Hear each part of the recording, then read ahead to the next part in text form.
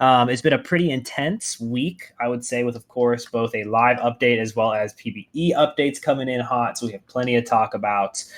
We also have a pretty stacked party today. We got 40 players in the house. So we're currently running 5 full lobbies. So we're going to be jumping directly into this first one as we're already underway, guys. We'll just throw it directly into that gameplay. And just kind of start chatting it up. So we're jumping on board with Pinoy here in round number 1 of today's 4-round event. And you need top 5 to move on to round number 2. So in this lobby here, we're going to be looking to just not place in those bottom 3. That's really all we need to do in order to kind of keep the ball rolling. What's up, Spirits? Is it safe to say I'm a little sad that we can't watch the new PvE client? I would say that it's probably too early either way. In my experience over the last day, there has been a nonstop barrage of server bumps going up and down, and people just running random comps because a bunch of stuff that's brand new is super overpowered. No surprise. So definitely not something that we want to play for money yet. But I feel where your head's at. That we just we always craving that next thing, especially all the people and all the ergots in chat, if you will. They're all right. You're not an ergot, chat. I'm sorry. I shouldn't have said that. I don't know. We'll see. Yeah, I mean they're gonna make it so it costs more mana for his ability to go off. I'm sure.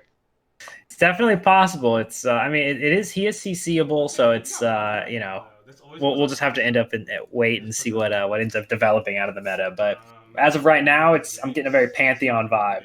Where no matter what you're doing, you just throw in the random 5-cost ergot, and he becomes the chosen one. Fair enough. And it's interesting because he's a protector. So like when he casts his ulti, in theory, he should be gaining shield back on it. And he's also a battle cast, where it's the other side where every time he gets hit a bunch or does a lot of damage, mostly in this case getting hit, he'll either heal. He has a chance to heal himself if he's below that HP. So in theory, if you stack defensive items on him, it should be pretty difficult for someone to deal with a protector battle cast ergot, as long as he has both the buffs. But we'll have to wait a little bit to see kind of what exactly we're going to be messing around with on the PvE. And as we kind of play, as today kind of plays out a little bit, we'll try to do our best to take note of things that will be different according to the new PvE patch. But that's not all that's been going on, right? Because obviously there's been some changes on actually, am I still in this game? Do I need to leave? Next round. There's been some changes just on the God, this looks so bad. On the normal client, right? 2 days ago, we got our own little update where we added it's so hard to say. Littler legends. Littler legends. Nailed it. It's a new galaxy that got added in. That's an 85 HP start. So not only do you start with 15 less HP than you're supposed to, but also your dude gets little and tiny, and he's cute, and he runs really fast. So yeah, well, I could run faster on my way to 8th place because that's all I've gotten on that new client. So GG. Unfortunate. 8th place is a powerful place to have. Sorry, you were just testing things out, but that littler legends did get added in, which is pretty cool. Also, some additional traits got kind of splashed around. Oh, you getting a phone call there? Yeah, I'm gonna turn that down. There we go. Chrono got some simple adjustments. Infiltrator got a little just adjustment to make it so they're always landing those jumps regardless. A couple small adjustments to Caitlyn, Graves, and Jarvan. Really nothing I wouldn't say too big. Graves got a slight nerf, so his smoke is a little bit less useful, which I'm personally a fan of. Caitlyn's level 3 ulti got nerfed a little bit, which I don't really think is a big deal, but it was probably fine. 3,000 damage is a lot of damage either way. And J4's attack speed kind of actually got buffed early game, so like level 1 J4 is better, which is pointless, but level 3 J4 is worse. So a lot of interesting kind of adjustments there, as well as a slight nerf to Kha'Zix's level 3. And Xayah got nerfed again, making her mana pool even larger. So we take those. Almost sick as I mean, makes sense though. I mean, they clearly wanted to nerf Cybernetics since it's not even relevant here in the early PvE client, seems like. Cybernetic has been a pretty constant build throughout this entire set, but it's It's definitely something that never really was the best build. Has had a couple patches where it kind of hung out at the bottom of S tier, but for the most part, it's always kind of hanging on to that in that A tier where it's just been like kind of a solid build, but nothing nothing that could beat the brokens of the meta, if you will. And as long as I hit all the units, well said. My mech board will be stronger than this. I'm like, all right. So I finished. I had to get out of that game, so now that way we can get back at it. So, like I said, guys, they have to get top 5 here. Pinoy is he's definitely in the mix. He's in the mix of it right now. I'm pulling up the patch notes again so we can kind of keep going through them. But you know what was interesting? Okay, here's another interesting one. Blitzcrank's Rocket Grab got reduced damage-wise, which I found very interesting. Apparently, I thought Blitzcrank was hitting you too hard.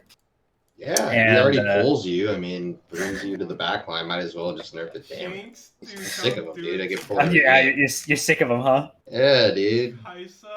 Terrible, dude. Lucien, 3-star Lucien got a nice juicy buff on his Relentless Pursuit damage. Master Yi got a slight attack speed buff. Cho'Gath and Kale both taken a mana buff, nerf actually, both Cho'Gath and Kale, which won't matter for too long because both of them are getting removed. But Last Whisper got a huge nerf from 90% armor reduction down to 75. So that's some significant reduction there, as we were seeing combos with that and characters like Xayah just be way too strong. But now with the nerf to Last Whisper and the 3 back-to-back nerfs on Xayah, she's taking some L's for sure. Yeah. But that's pretty mellow patch. It just kind of like after they made it one cost units way more accessible, they just kind of toned them down after the fact. They're like, oh, now everyone's 3-starring all these people, and let's nerf these one cost units a little bit. Yeah, I mean, at first they made it easier to get the 1-cost units, and then everyone started abusing the 1-cost units, and then they nerfed the ones that got abused too much. So yeah. I guess it was kind of a process for Riot to identify the main, or not, more like buff the concept of 1-cost, identify any issues with doing so, and then adjusting from there. So pretty good adjustments coming out here. Pretty good work leading into the mid-set update that we're about to see. But Pinoy obviously getting the most out of the classic mech pilot build while it still exists, as a lot of these units are going away.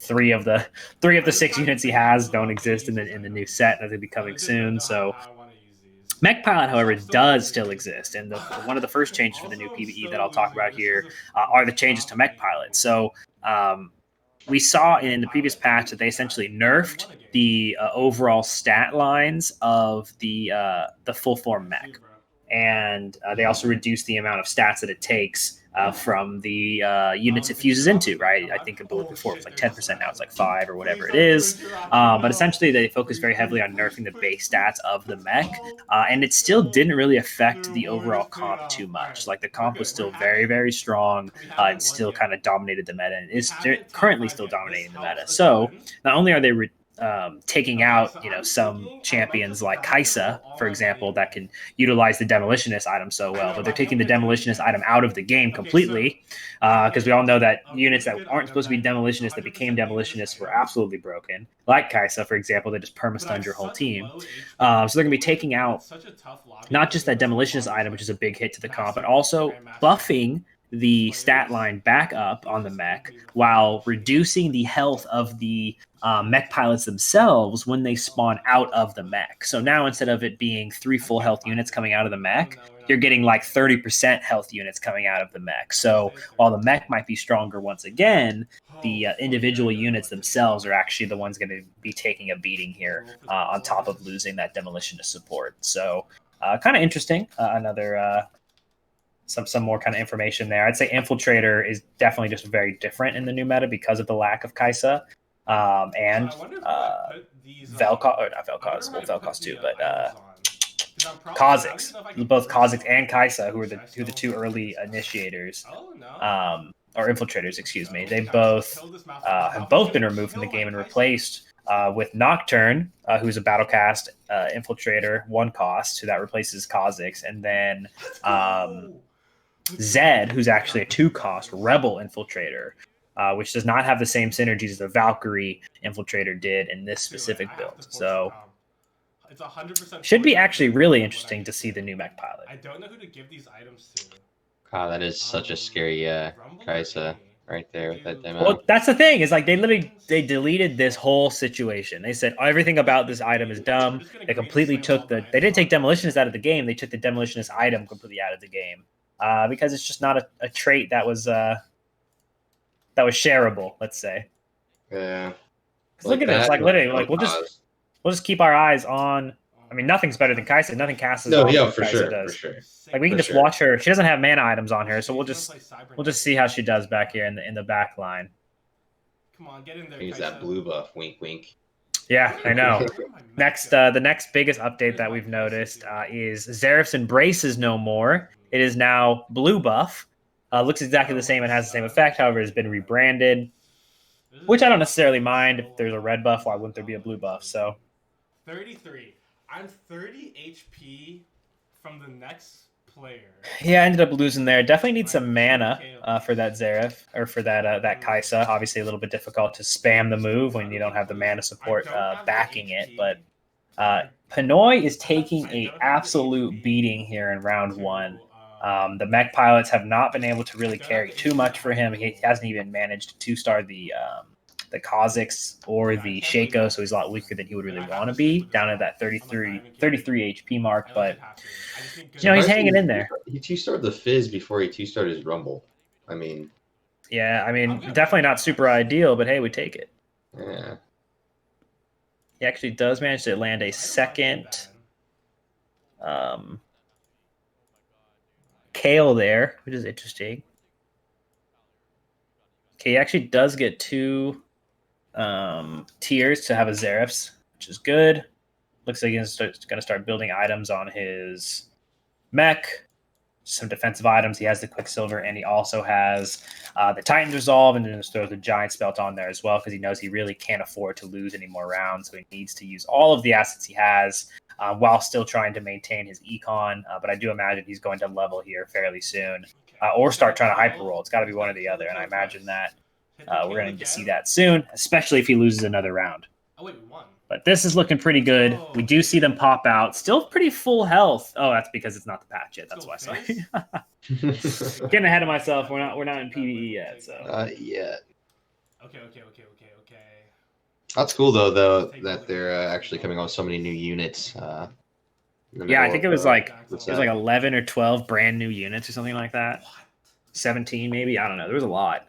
Yeah. What is this? It feels like a whole new game almost. Yep. But a lot of the foundations still being the same, which is cool. It's cool. It's a cool way for them to do this. They didn't do something this intensive for set 2. I know. I think Hex Tech, right? That was set 2. That's what they did, was they added 4 new units and a new mechanic. But I kind of like what they're doing here, where they're literally full deleting Valkyrie and Void, and replacing them with just new mechanics like Battlecast, something we've never seen before, and it's a really cool mechanic. I'm gonna go ahead and open up my Red Bull here for the day.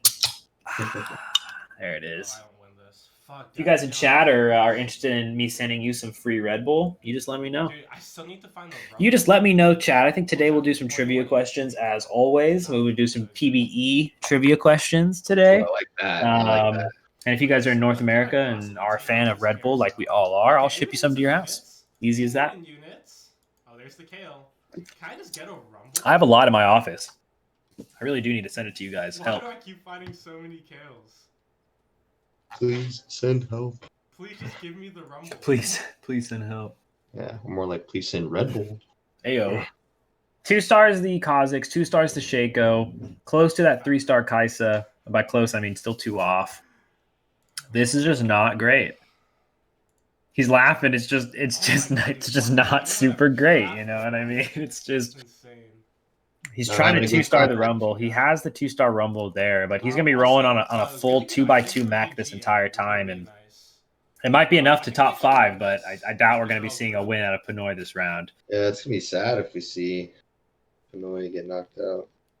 It's definitely possible, but we're gonna ride it out with him here. We're staying in the game. It's not over yet.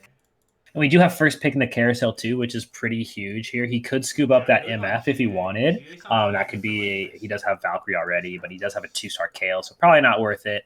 He's just going to go for the item, and he does end up taking the Thieves Glove or the Brawler Glove. And I wonder what he's going to do with that. He might just be holding on to it to build something for later. But I believe the only item he currently has is a Giant's Belt, and I would just create a Trap Claw on his mech, but his mech, of course, already has Quicksilver, so I get the BF sword. I have to wait for a chain no vest, need for both. a chain vest on the Raptors. I actually don't even think it would work, because Quicksilver blocks it for the first 10 seconds, but I think if you got hit in the first 10 seconds, you would also lose your Trap Claw, so it would be pretty redundant. Yeah, I don't think. Yeah, you can't stack them. Yeah. Okay. And nope, he can. Oh, well, he's nuts. He absolutely can, and we're gonna see actually exactly how it works here. Yeah. Because the thing is, if you lose your trap claw in the first 10 seconds and you don't get to use it, then it's like, oh my god, or it's this guy. Their comps are like literally pretty weak. Do something like this. Saw 3-star Xin Zhao coming out. Haven't like protectors are trash. So I mean, okay. Position. I'd love to see how that guy is doing. Oh, here it is. We'll see. I think he's playing against the protector right now. The protector comp. Okay, good Shaco ulti, Kai'Sa ult. Ooh, if I get GA, actually... Let's get that Ash back there with the Ginsus. Yeah, see, that's what happens every single time you run Sniper Protector, dude. He has a bunch of 3-stars on his protectors, and it just does nothing. Yeah. Quite unfortunate, dude. Because I love protectors. I loved the reign of Rakan. Morellos. I really did. It's definitely still good. It just needs to be done a little bit differently now. And it gets overran by a lot of other builds, so it's difficult. It's difficult. It's all about items, and they keep kind of changing how some of those items work, so it's been difficult for the protectors to kind of stay on top. Blaster Brawler, too good. Yeah. Mech Infiltrator's too good, and then of course Rebel and Void Brawler just tears through the protectors and their shields because it's all true damage and their items don't matter. Okay, this is good. Come on, Kai'Sa. All right, so I want to see if he loses his Trap Claw. Okay, this should be a win, just because even if he has, I get it. You gotta. Or when Quicksilver goes off. Like, he's just actually been dominating these last couple rounds, so it hasn't really mattered. But, I mean, I guess he's online. Come on, baby. You know what I mean? Like, we were waiting for Pinoy to come online. He's now won 3 rounds in a row, and he still needs to somehow slide into at least 5th place to stay alive. So. Yeah, you were saying how he's not going to be able to get it. Maybe he'll get 5th, but I think our man's going to do it. I think he's going to get top 4. You think top 4? He's making it, dude, all the way. We'll have to see. I mean, he has the basic 2-starred out build here, but you know, and he's kind of close to that 3-star Kai'Sa, but he doesn't really have like he's still a couple rounds away from hitting level 8. I doubt he's gonna hit any 3-stars for a while. Shout out chat, we trying, baby. Yeah, Pinoy's in there. He's in chat giving it his all. I mean, again, all he needs is the top 5, so it could be worse. No, he's gonna do it, man. You just gotta have faith. Just a little bit of faith, all right? Like he's gonna get like maybe even like a demo, another demo unit, make that Kai'Sa just turn like online, maybe, you know, like stun the whole team every 2 seconds with that Zeros. I like that. It's like literally impossible to do without it. We shall see. I don't know what he's gonna do. I'm just sitting here listening to him as he kind of does a little bit of scouting and looks around at everybody, and like I'm looking at his board and like what he has going for him. Yeah, I mean, yes, he can push level 8. This was the only person. But what's he gonna put in? Like maybe if he gets like a Zareth, maybe. And of course I get him, so we lose, dude. Sucks. Wait, also he has like this guy's pretty strong. That Kale in the back is just annihilating. Jirachi's just tearing through. Yeah, Kale's super. Oh nah. Kills is too strong. He gets one more chance. He can't lose any more rounds, yeah. For sure. And if he levels right here, all he does is put in another 2-star Kai'Sa. What? This guy's comp is so strong. It's gonna get that 4 infiltrator buff though. Ooh, Fuzzy Cygnus has 6 Dark Star going, and he already has a 2-star Zareth. Oy vey. Scary.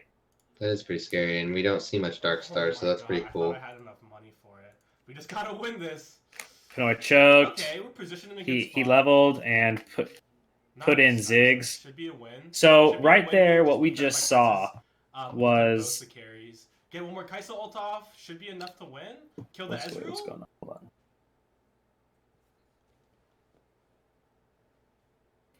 on. So what we just saw there was Pinoy basically sold his 2-star Kaisa for 4 gold instead of 6 gold.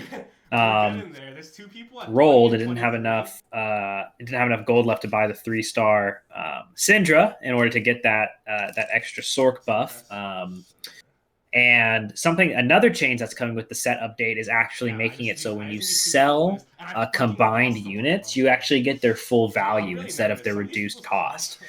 So normally that only works for 1-cost units, where if you fuse 3 1-star Caitlins together, or 3 1-star Caitlins together into a 2-star Caitlin, it's still worth 3 gold, right? 1 gold, 1 gold, 1 gold equals 3 gold. You sell it, still get 3 gold. But for 2 costs, 3 costs, 4 costs, and 5 costs, you would sell the 3 units, or you would combine the 3 units together. However, it would be a reduced cost value when you would sell it back. So if you had 3 2-cost units, instead of it being worth 6 gold, you would only sell it for 4 gold. So that is actually a full adjustment coming in the next set update, where Rip Pinoy, where they will be getting full value across the board no matter what time it happens. So let's jump over with Jirachi, as he's also down there. Still kind of hanging on alive now that Pinoy has been eliminated instantly. Sorry, guys, maybe next week. There's still redemption bracket, baby. Make that money back. GG's is always to Pinoy. But leaping over to Jirachi here in just a second, guys. He is currently in, 20 HP left, 6th place. He's hanging in there, and you do need top 5. He is in 5th place, excuse me. So all he needs actually is Mr. Steal Ya Kills to die, and he will confirm his spot in round number 2 of today's tournament. You just need top 5. That's it. That's all you need. Easy as that. Yeah, this is Jirachi's 2nd week appearance, correct?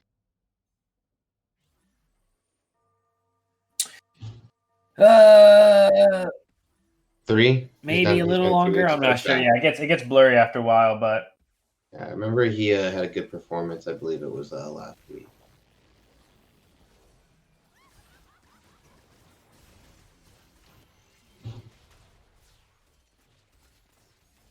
Irrelevant. Oof, big damage kind of coming out across the board there. Mr. Steal Ya Kills does go down, guaranteeing Jirachi's slot in the next round. Fuzzy Sickness actually slapping today. He is up there. Standing strong. Walk With Me, aka Flock of the Lord, also doing very, very good this game. Both, no problem. Easy top 5. So that's it. We all move on. Yeah. Top 5. Yeah, I'm losing. I lost the feed as well. 1 second, guys. The stream is loading, but I can see it, which is what's important here. And let me tell you that Jirachi is, I think, getting annihilated, but his Kale might be able to clutch it. Never mind. I think.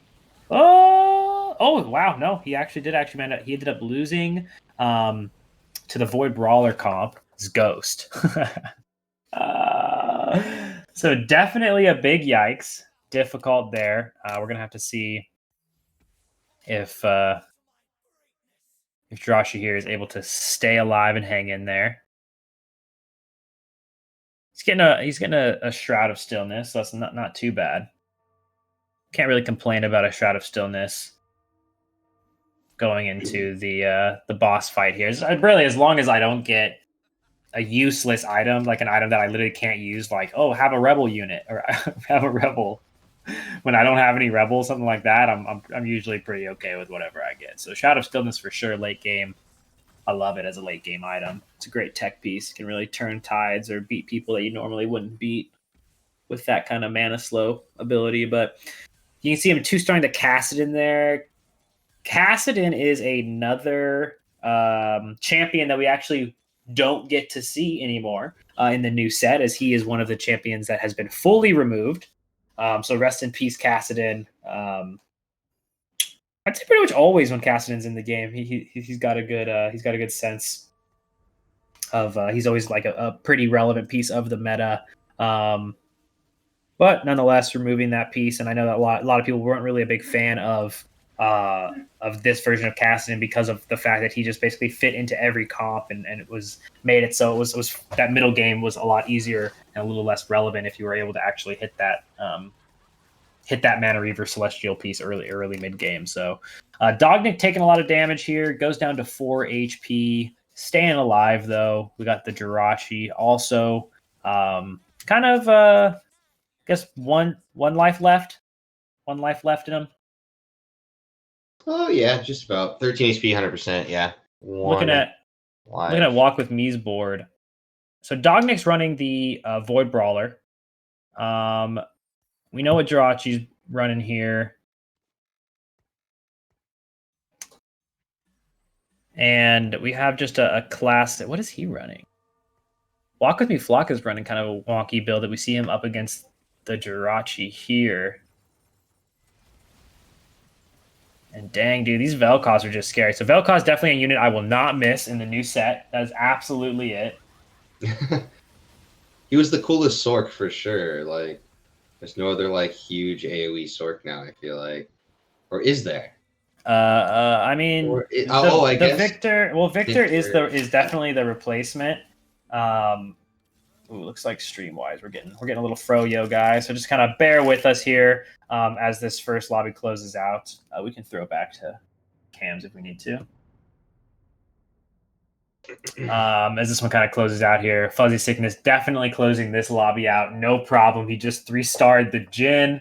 That's going to be an easy closed up wrap for that first round as we finish off a couple of rest of these lobbies. But a lot of those units I'm not going to miss. After playing like about 10 games of PvE and then coming back and obviously casting through this tournament and kind of seeing the various changes back and forth. Vel'Koz, and actually almost all the Voids I'm not going to miss too much. We've had that Cho'Gath, that style of Cho'Gath in the game for so long. We had, the Kha'Zix and pretty much all the Voids, right? We've had Void before, so having it kind of swapped out and replaced something like Battlecast, for example, is pretty cool. I think that the Battlecast Sork, which is Victor, that pretty much replaced Vel'Koz, is a super cool unit. Yeah, I actually just used him in the last game. The last game I just played. So 2-start him. It's pretty cool. I mean, I don't really know how his ultimate really works with how the targeting. Can you go through how the targeting's wild. It's like it's like a zigzag pattern almost. I'm not exactly sure. I think it may be maybe it like hits the furthest target away and it just like bounces between them or something like that. But I'm not 100% sure. But either way, pretty easy game. It looks like Jirachi, they ended up hitting 4th, which is cool. Flocka here is barely hanging on for 3rd, but Fuzzy Sickness still with 3-star Jhin, definitely going to close that one out. And I think Jhin actually, who kind of fell off a little bit as far as like one of the major hyper carries and kind of starting to gain that traction back. In the new set for sure, Sniper is something to not be slept on at all. It's very, very strong. I think he is a very powerful carry for the new set. But it's cool seeing people obviously still using him now in Dark Star and still able to hit those top 4s and things like that. So that game did just close out exactly like we said. The Fuzzy Sickness easily closed it out with that 3-star Jhin. But that's round number 1. The 25 players left in the tournament after this round are going to be split up, and we're going to be jumping into round number 2 here shortly. And everyone who was eliminated does get to compete, of course, in the redemption brackets that essentially give them a shot to earn free entry in next week's event. If you guys want to play next week's event, all you have to do is ! Sign up in chat and click that link, or head over to matcherino.com/ESA, and you guys can sign up and check out our full calendar, as we don't just do Teamfight Tactics tournaments on Fridays. We, of course, host a myriad of games. This weekend, we have Halo 2, Halo 5, and Gears 5. And then, of course, next week, on top of our EU and North American Apex events, we got more Teamfight Tactics coming at you guys. So thanks for hanging out with us in chat so far. And we'll hit you guys right back with round 2 in just a minute. Don't go anywhere.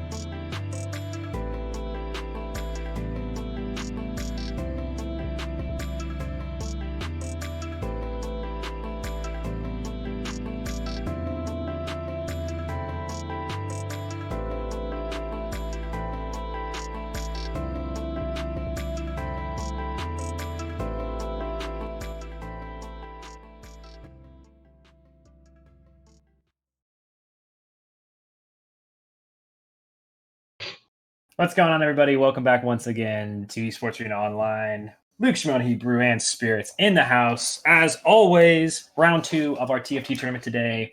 We are jumping right in with Voodoo MC as we load on into this lobby, and I drink this delicious Red Bull that I literally drink way too much of. And if you guys like Red Bull and live in the United States, just let me know, and I will send you some for the small price of one trivia question. Easy claps. Looks like Trevor Trove is what we're messing around with today. Voodoo MC's stream is who we're jumping on board with here. Trevor Trove, of course, a very interesting galaxy that allows all of the creeps to drop at least some kind of gold or item, no matter what. So you just get a lot more resources to play with in these type of galaxies, which is really cool. But like I said, this is round 2 of our tournament today. And in round 2, the players are going to need to get top 5 once again. So just like round 1, they also need top 5. Currently, there are 25 players left in the tournament.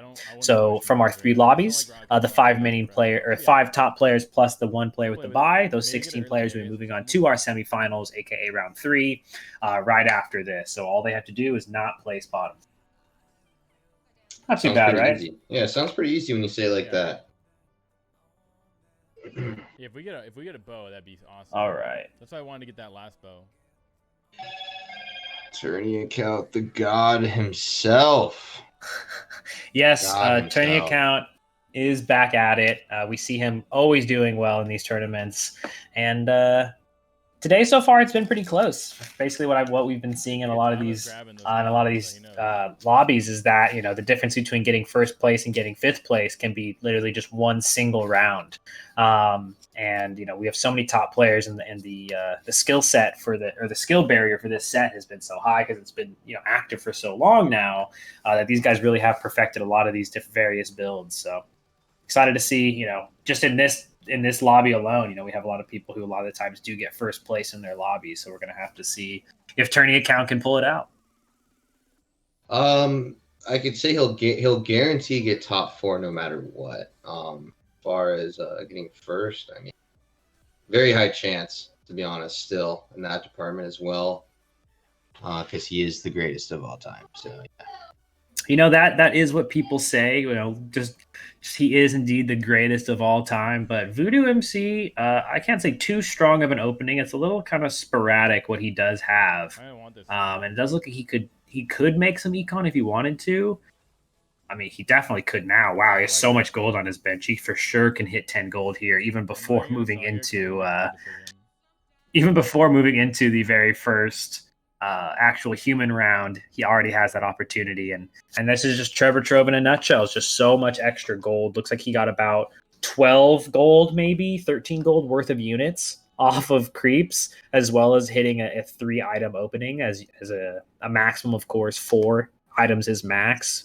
But in this case, how can you really complain with that kind of gold start? But I am a little surprised that he's just holding it all on his bench, and kind of opting not to try to push that extra econ. But it makes sense. He wants to leave his options open and make sure that he can pivot or take the direction that the game gives him as he gets there.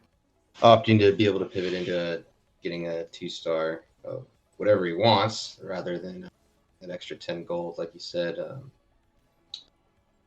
into the first player round. But I like this. Oh, but he gets it now. I like our situation. Staying alive, obviously, having a Jace this early is pretty cool. I like Jace a lot. Great unit to hold items. And as you know, you're going to be getting a lot of items in this specific universe. Having an early game carry like Jace with that 2 Vanguard buff can be definitely a force to be reckoned with, if you will. But it just depends on kind of what you end up going into long term in that sense. Let's go Voodoo MC. There we go. We got some Voodoo MC chatters up here.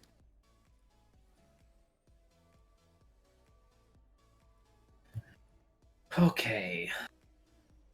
There's the Sona. There's another update coming in the set update is that Sona is being completely removed and replaced with Zed, who's an infiltrator rebel instead for that slot. And it definitely feels weird I guess they just didn't like Rebel having that much access to Mystic, which is fair. Hit 'em, baby. But I miss it. I liked Rebel or Nice Sona's food for you know us, CC boy. cleanse and healing really Fourth just hard made it start, dude. pretty much impossible to deal with her. So removing her from the game is no surprise. Let's go. She will be missed. Yeah, I love the fam. days when you could run a tier 3 Sona with a protector build and just permanently keep your guys topped off. Those were the days. Those were the days. Angry Boba. Oh God, I don't want none of that. No angry Boba here. All right, so we got the 2-star J4, and again, like I said earlier, they actually buffed 1-star J4 and nerfed 2 and 3-star J4. I don't like. Who cares how strong 1-star J4 We is? also have Celestial, and we have the Like, well, I don't Those are understand the big facts. adjustment. Like, what's the relevance? Big facts. Yeah, Doesn't like, change can you just? anything. Yeah, it's like, and what's wrong? And then they actually nerfed 3-star J4 from 100% attack speed, I believe, down to 85 or something like that. I don't know. I just didn't necessarily get it. It's only a 6-second attack buff or attack speed buff. So like that is that 15% in the window of 6 seconds really that much impactful? I mean, obviously for that Xayah build, the answer was yes, but Xayah just got nerfed. Like her attack speed, her attack damage, her mana, like they hit her across the board. I don't know. It's top five. Yeah, okay, cool. Yeah, and you have to be like in his radius as well. So I mean, the Xayah is always not going to be getting those buffs, that attack speed buff. I mean, you'd be surprised. The radius is a lot bigger than it feels. Yeah. Yeah, it hits a lot more units than you would think. It's not like you have to be within melee range of him. He hits a pretty big chunk around him. Better than nothing. But so he actually just. Rotation happened. I mean, it's a pretty defensive opening, right? He basically just has full defensive around his Xayah and just hoping that the Xayah with the Rage Blade could essentially just carry him through this early game into that mid game. And it seems like it's kind of working out pretty well. He's definitely not going for any specific type of like hyper roll. We saw that obviously a lot with the hyper roll Celestials and things like that. It looks like he's more just pushing for decent econ, just trying to survive and again, this isn't necessarily one of those situations where you have to win the game, right? He just needs top 5. So I actually really like the not going hyper, right? Because like, what if you hyper roll and you don't hit, right? You can easily get an 8th place there. But if you just do a really solid econ based build, stay middle of the pack, hitting that top 5 can be a lot easier sometimes than playing for that first place. So takes out that Poppy early, which is nice. Doesn't get the shield back on it. Really annoying Blitzcrank grab, of course, as Xayah's pretty much all of his damage, but it doesn't matter too much. Xayah just kills both the units anyway. Just kills everything. And there's Tourney account actually taking some more damage. And it looks like Voodoo's just hanging out at 100 HP with Jabba Day up there. Both of them have yet to drop around, but this is when things get really dicey. Because essentially in this case, what you want to do is you want a 5 win streak straight into Krugs and get the double win streak gold, right? It's free gold, and hitting 5 win streak or 5 loss streak going into one of these waves is always where you want to be. However, because of the fact that Jabba Day and Voodoo MC are both at 100 health right now, there's a pretty good chance they're going to be competing up against each other in this final round before Krugs, and one of them is going to lose their econ win streak, and the other one gets to keep it and move into Krugs. So, just little things like that can really shake up the course of the game, because this could be like upwards of 8 extra gold this early on, and that's a lot of gold. 8 extra gold's a lot of gold to think about, and it could be even more in the scope of things long term. So, but it didn't end up happening. Dognick ended up getting the short end of the stick here instead. He also has a Xayah, but I think item wise, Voodoo MC absolutely has the advantage. Just the raw AD and attack speeds. In that sense. So definitely going to be an easy clap for Voodoo MC there to hold on to his win streak. And Jabba Day actually went up against let's make it to late game here. I don't know how to say his name, but Brainer. Somebody, Biners, I don't know. And beat him as well. So both 100% 5 win streak players are going to be making it 2 Krugs with that win streak. So I'm surprised the turning count's actually taking damage. I think he's just holding out on us to. I'm surprised turning count is taking damage. Well, I mean, it's crazy. Like, of course, we always joke about how good turning count is and how he wins all of our different tournaments and all these kind of things. You know, and of course he is an incredibly talented player. Just looking at his EU stats, it's you know, obviously incredible, and he's, as far as achievement wise goes, very well could be that the, you know, the highest ranked player in the tournament. However, at the same time, like, we have such a diverse and talented pool of players that Trinity gets beaten all the time.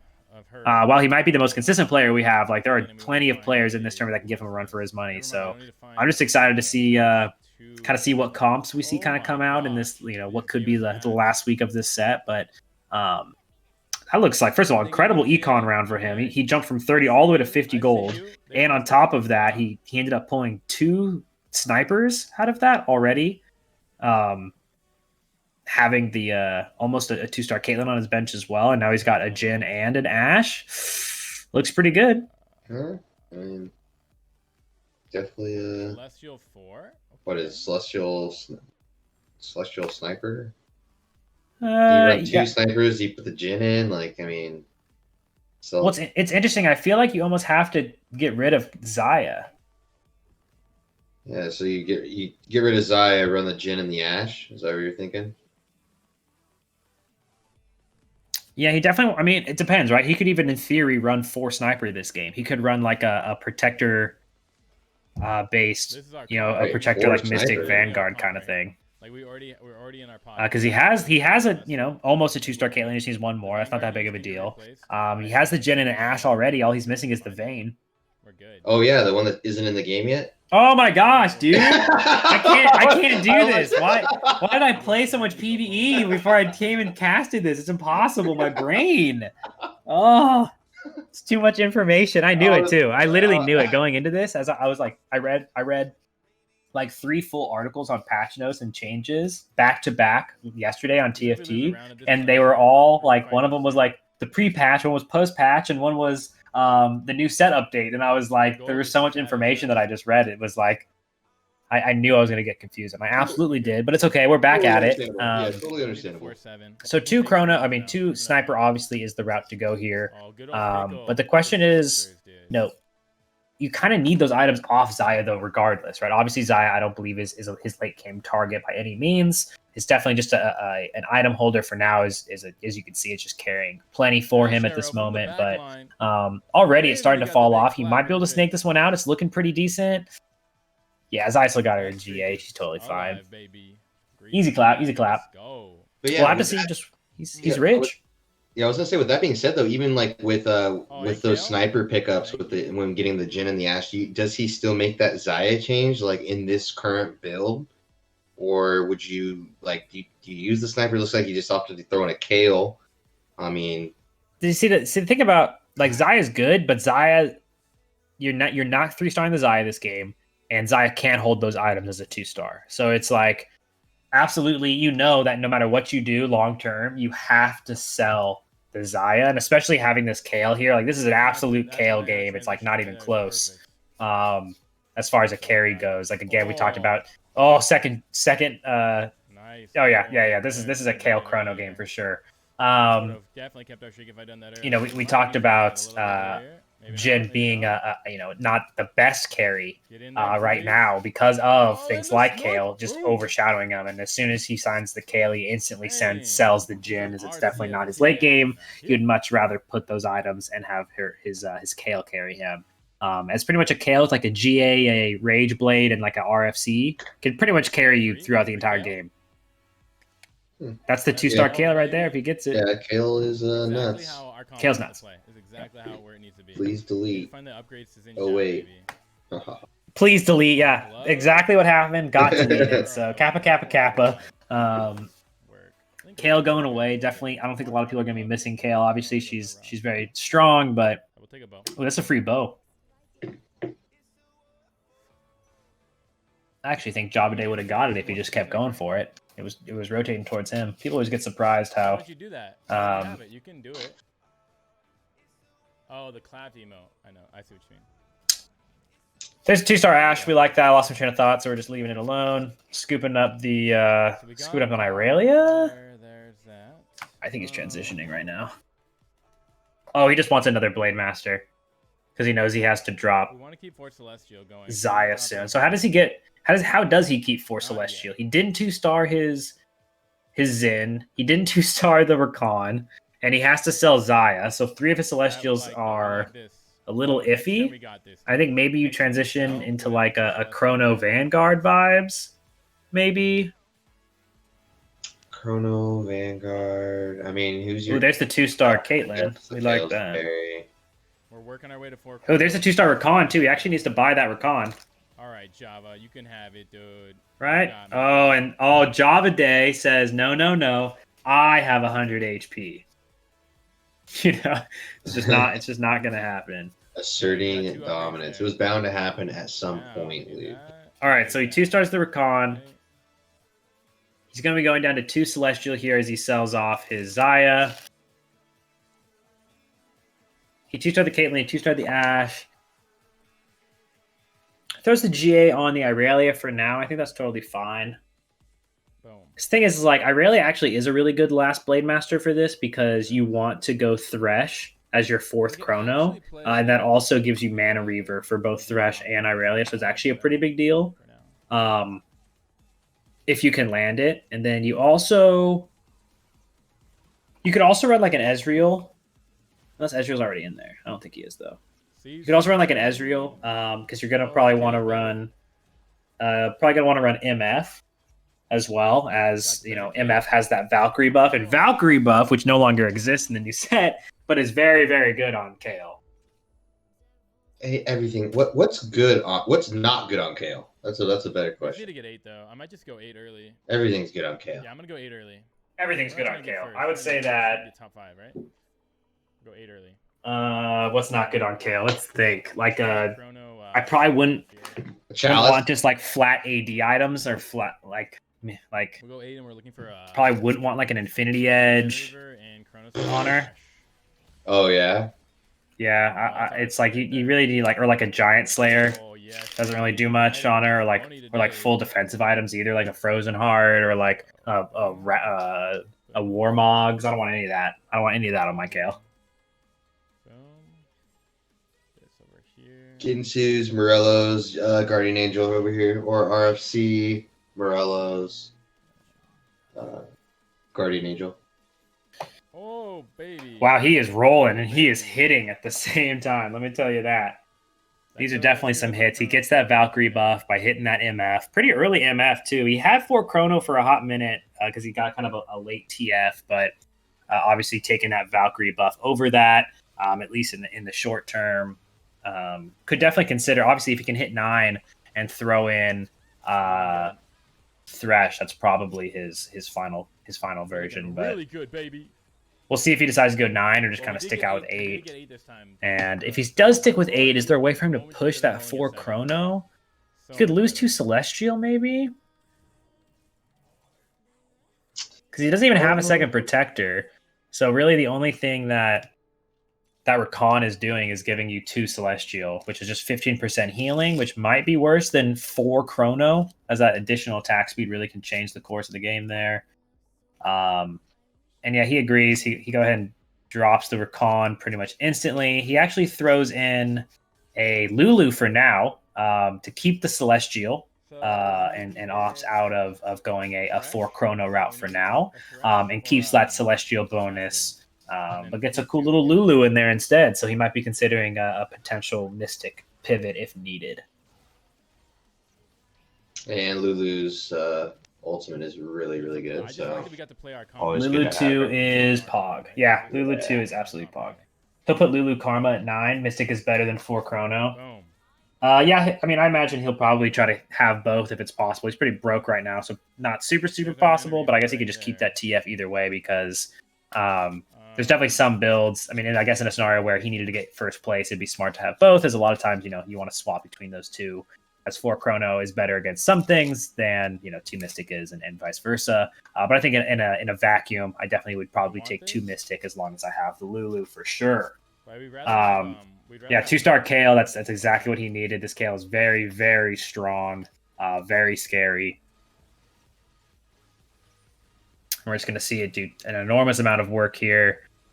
Dodges the Cho'Gath ult thanks to that Quicksilver, and then proceeds to annihilate all of the bouncing polymorphed units. Briner's taking an enormous amount of damage there.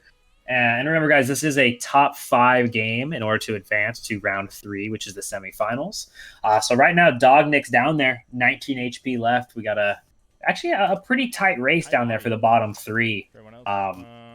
And that's pretty much those are the elimination slots. So they definitely got to make sure they hang on to those. But here pretty much comes the last carousel, I imagine, before we start seeing at least some people drop out of the game. So it's going to be pretty important for those bottom players to really grab something impactful. He's top 400%. Voodoo MC, yeah, I highly doubt he'll be able to get lower than top 4 with where he's at right now. That 2-star Kale alone. Yeah, we got ourselves. All right. So what's he looking for here? He needs that second Irelia. That's a nice power spike for sure. He does have that Kassadin on the bench, which is nice. That's chilling there. I wonder if it's probably not worth Mana Reaver, right? There's Shield. He already has one of the buffs. That'll be the second. I do like Shield on MF a lot. As sometimes she's just so close to ulting and then just dies, but that ulting, when ulting gets that bonus shield, a lot of times can save her and get a little bit of extra damage out there. But 8 gold's a lot. Yeah, I would say as poor as he is, though, it's rough. He might lock for it. Keep that. She's only 1. I'm not gonna do that. Oh wow. He's in quite the pickle, and he opts not to lock. He just rolls actually all of the gold down instead. Pickle. Right way. We're just trying to Pickle got washed because Kale's broken, but it's okay. Pickle gonna be taking some big damage here. Not enough to kill him, but definitely puts him probably 1 or 2 losses out. 14 HP, yeah, just about 1 loss outside. No Thresh? He can't find the Thresh. He's rolling for it. Has not managed to land it. Thresh absolutely is the best unit for him right now. He could throw away that Lulu and get that 4 Chrono to Mana Reaver while he waits to push towards 9 or whatever it might be. But definitely not exactly where he wants to be here. He does have so much HP, so I mean, it gets to the point where it's like maybe he just chills for a little bit, starts kind of getting that econ back up and pushes for 9. But he really just wants to hit that Thresh, so it's kind of in that middle space. He's fighting against Dognick. Dognick only has 7 HP. He needs to win this. Gets a huge MF ulti, but the huge MF ulti answers right back. His Kale is unable to hold its own against Voodoo MC's 2-star Kale, and that's going to be an elimination coming out for Dognick. Taking 8th place, but not short behind him. TFT Briner is going to be taking 7th place as well. So congratulations to these guys for making it this far. And if you guys want to compete in the next redemption bracket, please stick around and earn your chance for free entry next week. And everybody else in chat, if you guys also want to play next week, ! Sign up in chat to go ahead and grab that Matrino /ESA link and head over to that calendar and sign up now. Dude, tourney account might be eliminated. Tourney account. You might have something here. No, he's chilling. He's got 36 HP. He still has plenty of time to come on alive. We haven't seen too much of him yet, but he's building it up. You know what I mean? He's building it up. All right. RFC Kale is greater than Kale items without RFC. Yeah, I like RFC Kale so much. I think the items he has on him, like that Quicksilver, it's like you either go Quicksilver or GA, and it's just kind of like, they're both good. It just kind of depends on which one's better at which time, that kind of thing. But GA is always better. I mean, I don't know. Not always. Like you can get Blitzcrank grabbed with a GA and Cho'Gath ultied with a GA and stunned for 6 seconds with a GA, and Zephyr'd with a GA. Cold positioning. But ever heard at of the it? same time, sometimes an infiltrator comes and instant kills your Kale that has a Quicksilver and no GA on it. So it literally just always depends on the situation, unfortunately. I think they're both very, very good defensive items. But in that case, he lost exclusively because he didn't have a GA. So just messing around. She isn't moving, so DPS. Key position for him. Yeah, we could definitely tell. We could definitely tell. As soon as I saw that Kha'Zix jump on the Kale, I knew that one was over for sure. You're too much to follow, Mike. But he does end up mixing up his build a little bit. Obviously, he scraps the snipers now that he managed to hit that Kassadin. And now he has the Mana Reaver buff, and a pretty good, I guess, spread across the board, as well as, of course, that Blaster buff. Now that he doesn't have to run the Caitlyn anymore, he can run the Ezreal as well instead. Now he's still just missing that Thresh, but I guess or the second Mystic, so whichever one of those directions he ends up going. But nonetheless, he's chilling here, putting some damage into Blackfish Stud. I didn't see that. No one's going down quite yet. Tourney account actually ended up taking another hit there, down to 19 HP. Might live another hit. Kind of depends, I guess, on how hard the loss is. Sam Julio also taking a loss there, but Pickle Jace barely hanging alive with 4 HP. Let's see. Yeah, we'll see if he gets to last another round. Tourney account 19 HP. Oh no. Yeah, I mean, 2 people with 19 HP right now. Obviously, Blackfish Stud and Tourney account down there, and that could be the decider. Only one more elimination spot exists in this game, so I'd say with these final 3 people, Tourney account, Blackfish, and Pickle J, definitely Blackfish did hit the 2-star Echo right there, so we got to keep that in mind. And he is one of the ones with 19 HP that's closest to Tourney account. So. Well, our 2 first placers are going up against each other here. No surprise. I actually have eyes on my other monitor on Sam Jomian, who's actually up against Pickle J. So I'll let you guys know kind of how that one ends up panning out. But obviously, watching our top 2 players here duke it out to see whose comp's currently sitting on top. Play the piano for Ooh, and big yikes on my other monitor coming out for Pickle. Hey, Blue, we made it to Pickle will be falling. Unfortunately, Tourney account lives with 4 HP left, while Pickles J loses this last round and drops in 6th place, allowing for Tourney account, Blackfish, Sam Jonian, Java Day, and of course Voodoo MC to all be moving on to our semifinals. So congratulations to these guys. Tourney account barely hanging on. Hanging in there. What we like to see. That's what we like to see. It's top 5. We made it, boys. We're on the round 2. Okay. We're in this carousel here. We're on round 3, I mean. Picking up some good items. I mean, there we go. There's no way Java Day or Voodoo MC don't win this. I would say the only way that Voodoo MC wins this is if he just takes an enormous amount of damage before he can push to 9. Which I find a little unlikely, but it's possible. He hits the 2-star Lulu. I don't know.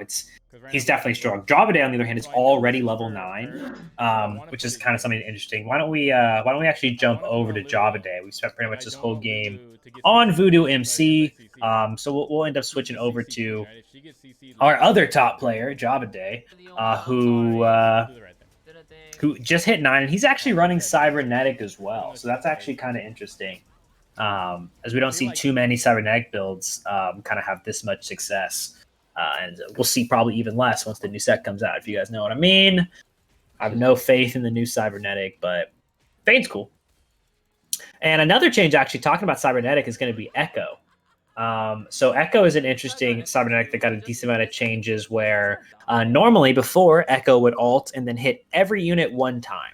And now Echo has a set amount of hits and can hit multiple targets more than once. So while this might lose some validity on things like a Morello's, where it no longer will guarantee to hit every single unit on the board anymore, but instead, let's say Echo ult and there's only 3 units left alive on the board, it'll hit those 3 units over and over again instead of just each one 1 time. So definitely a buff. Or I don't know about a necessary buff, but definitely an adjustment that will probably affect in more damage more often than not.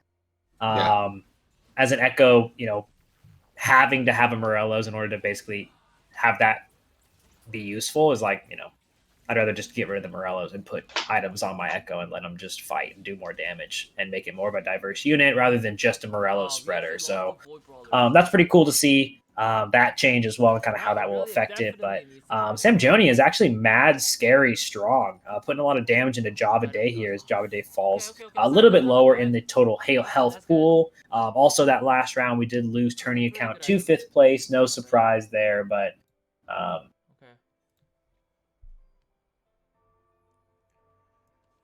here we are in the boss phase. Okay, it's a 3-item boss.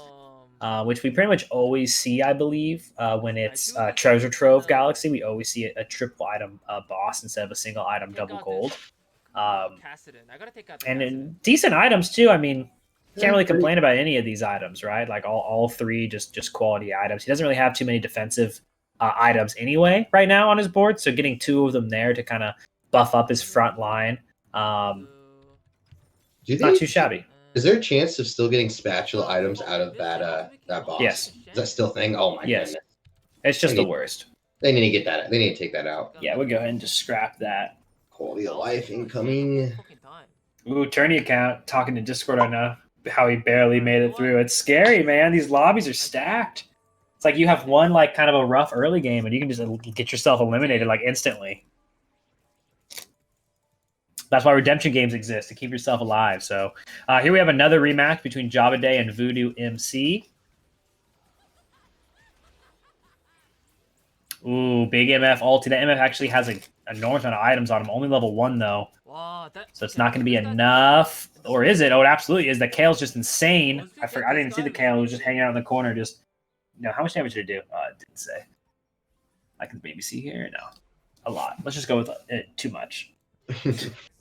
It did too much damage. That's what matters. 2 stars the Echo.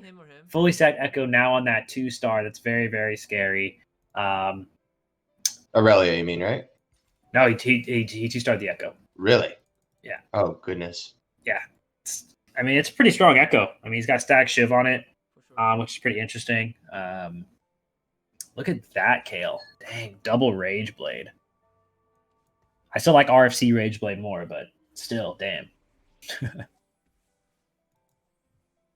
All right. A bunch of Let's Go Voodoos in chat. Let's go Voodoo. Here. A lot of support for our mans. Oh, wow. Blackfish actually has a 2-star Echo also, but his 2-star Echo is very offensively built. He's got a Bloodthirster, a red buff, and a Hand of Justice, I believe. Either way, lost and died miserably, but rest in peace. Not the items for Echo. Wasn't the play. Did not carry.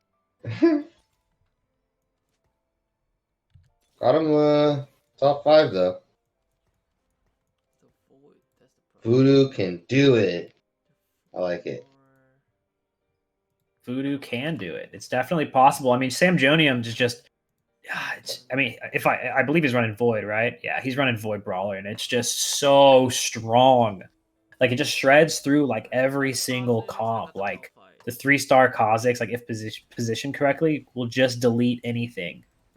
He did manage to actually hit the Zephyr on the Kha'Zix, which is absolutely huge. Could buy him enough time for his carries to kind of deal the damage they need to deal to actually close this game out. But just look at this Malphite. This Malphite's invincible. This Kha'Zix is dealing more damage than anything else can even possibly comprehend.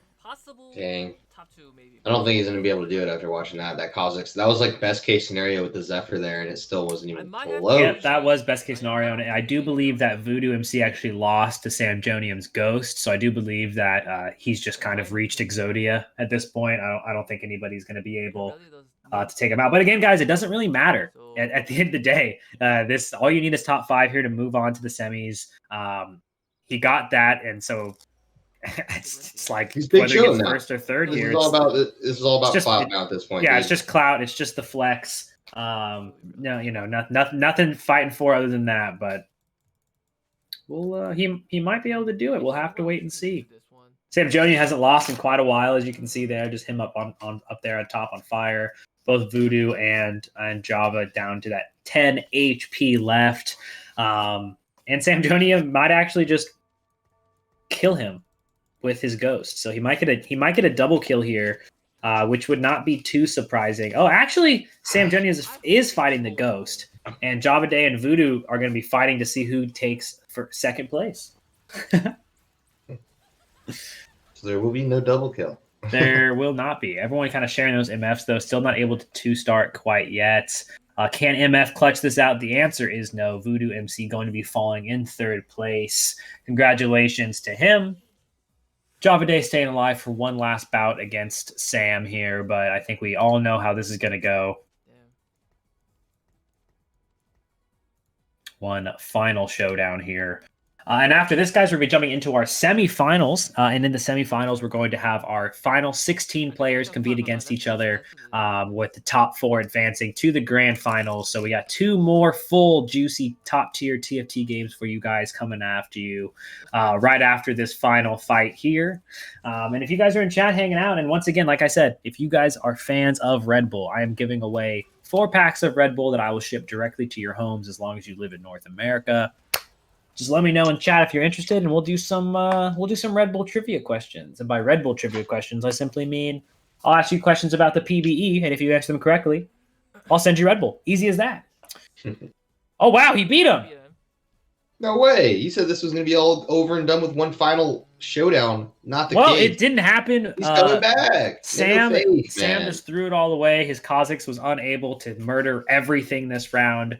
But of course, we are seeing exactly what I hate to see, where Sam gets an Ionic Spark, which is a fantastic item, and Javaday's over here got a Dark Star item that he can't use. We're just talking about this, how this should never happen. So this is just the absolute worst feeling, where your opponent just gets a free full item and you get nothing. Yeah, truly unfortunate. You hate to see it. Right in the middle of a comeback too, right? Yeah, Void Brawler. Oz 70s. That's what you want. They're removing it, but as of right now, Void Brawler's nuts. What'd you say, Shane? I sneezed and it took a lot out of me. No worries, no worries. What's he looking for? 2-star Lulu? He hits the 2-star Lulu. So he has a Thresh, right? So the Thresh pulls in the 2-star Lulu right away, which is obviously a huge increase just in its own. He Zephyrs off the Fizz, actually, which is interesting. A lot of stuff going on. The Vel'Koz got 1 good beam off. Might get a second one. Doesn't even really get the second one off. The Infiltrator Fiora really tore him apart. Pretty good Cho ulti. It's just the tanks. I do not think this Fiora is going to be able to pull this off. That would be crazy. No, killed one. Javaday goes down. Pretty close, I'd say. A lot closer than I thought it was going to be. We'll no longer be able to drop special items for a trait you don't have. Second place. Oh, they took that out of the PBE? Okay, apparently they took out that exact thing I've been complaining about for like a month and a half on the PBE. So that's really good news. That is good news. Because that was a little bit ridiculous. Like you can hypothetically get like 3 spatula items that you don't need out of that, and your opponent can get 3 like nutty items. Yeah. It's definitely dumb. But the fact that they're taking it out, of course, just shows, as Riot is always continuing to improve this game. And I'm really excited for this set update, as I've been talking about pretty much all day long. But we're still on this current set. We still have 2 more games of action for you guys coming up. So thanks so much for hanging out with us so far. We're going to get the lobby set up for our semifinals. We'll swing right back in just a second. Don't go anywhere.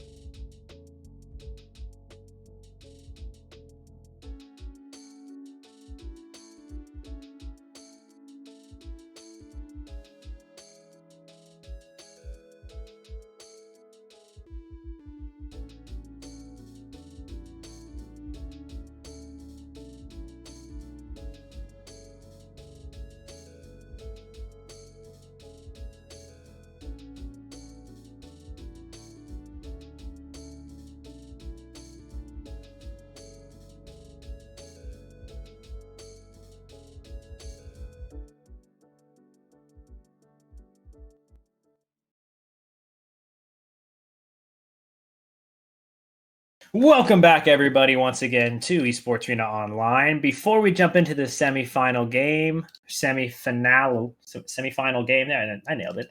I want to do a quick Red Bull giveaway for you guys in chat. So this is going to be up to 3 giveaways, 3 4-packs right now, up to 3 4-packs, okay? So only one person can win each one, but I'm looking for 3 different answers, okay? Here it comes. The first question is, Xerath's Embrace has been replaced by what item?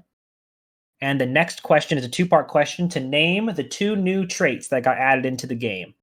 They took out Void, and they took out whatever the heck the other one is.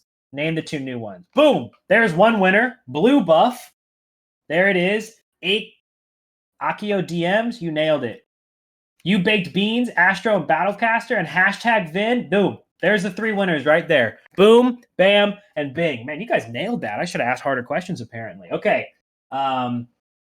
So, team, if you guys can go ahead and collect information for me from these guys. I got Aiko DMs, who won with Blue Buff.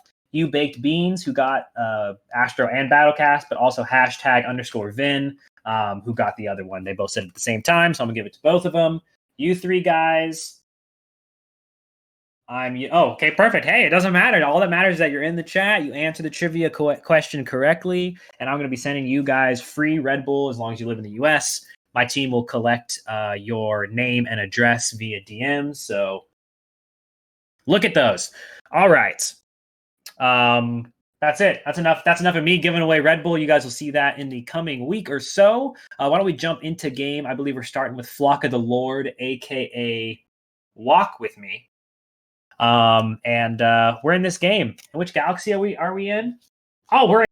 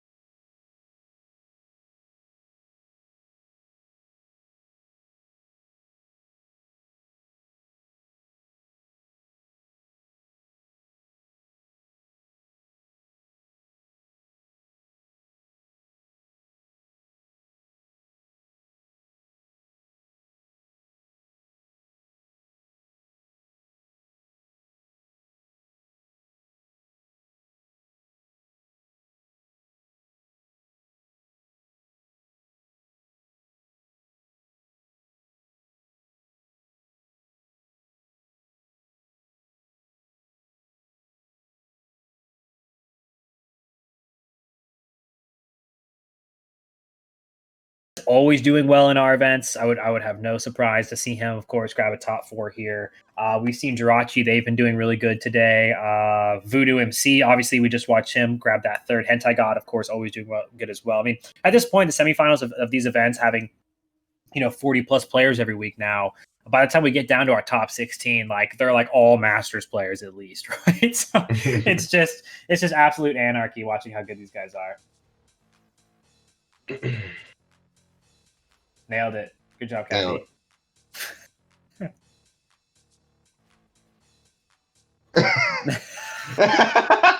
Do that again? Guys, sometimes we just run so many online tournaments for you guys hanging out that we just lose it a little bit, It's just they all start to meld together.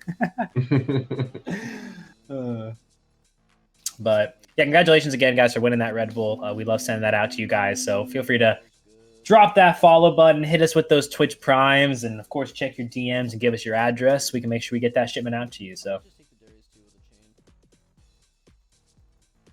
in the carousel here, 2-4, kind of deciding what they'll be looking for. I feel like, I'm sure they didn't change the.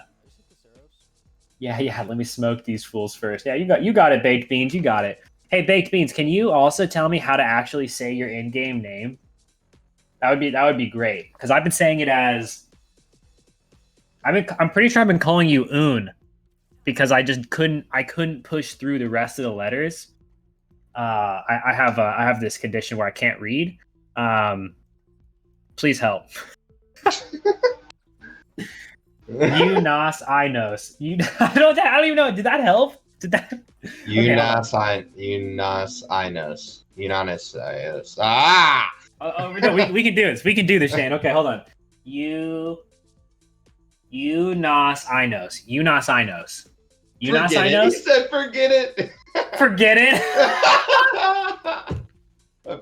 No, dude. I'm not gonna forget it. Okay, I'm gonna like Nasus. Okay, Nasus. Okay. Nas. Enos. Unasinos. Enos. Unasus. Unasinos. Sure. He just says sure. No. No.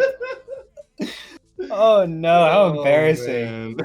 I'm sorry, I shouldn't have asked. I'm an idiot. It's just I'm just embarrass myself for like 10 minutes straight on cam. See, now people are wanting to sign up because they're like, man, I gotta let this guy try to cast my name. And before we get a bunch of troll names next week, like yeah, I know. Everyone starts adding random syllables into their name so that I have to try to. Oh no.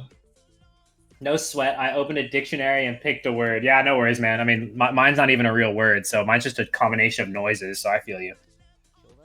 All right.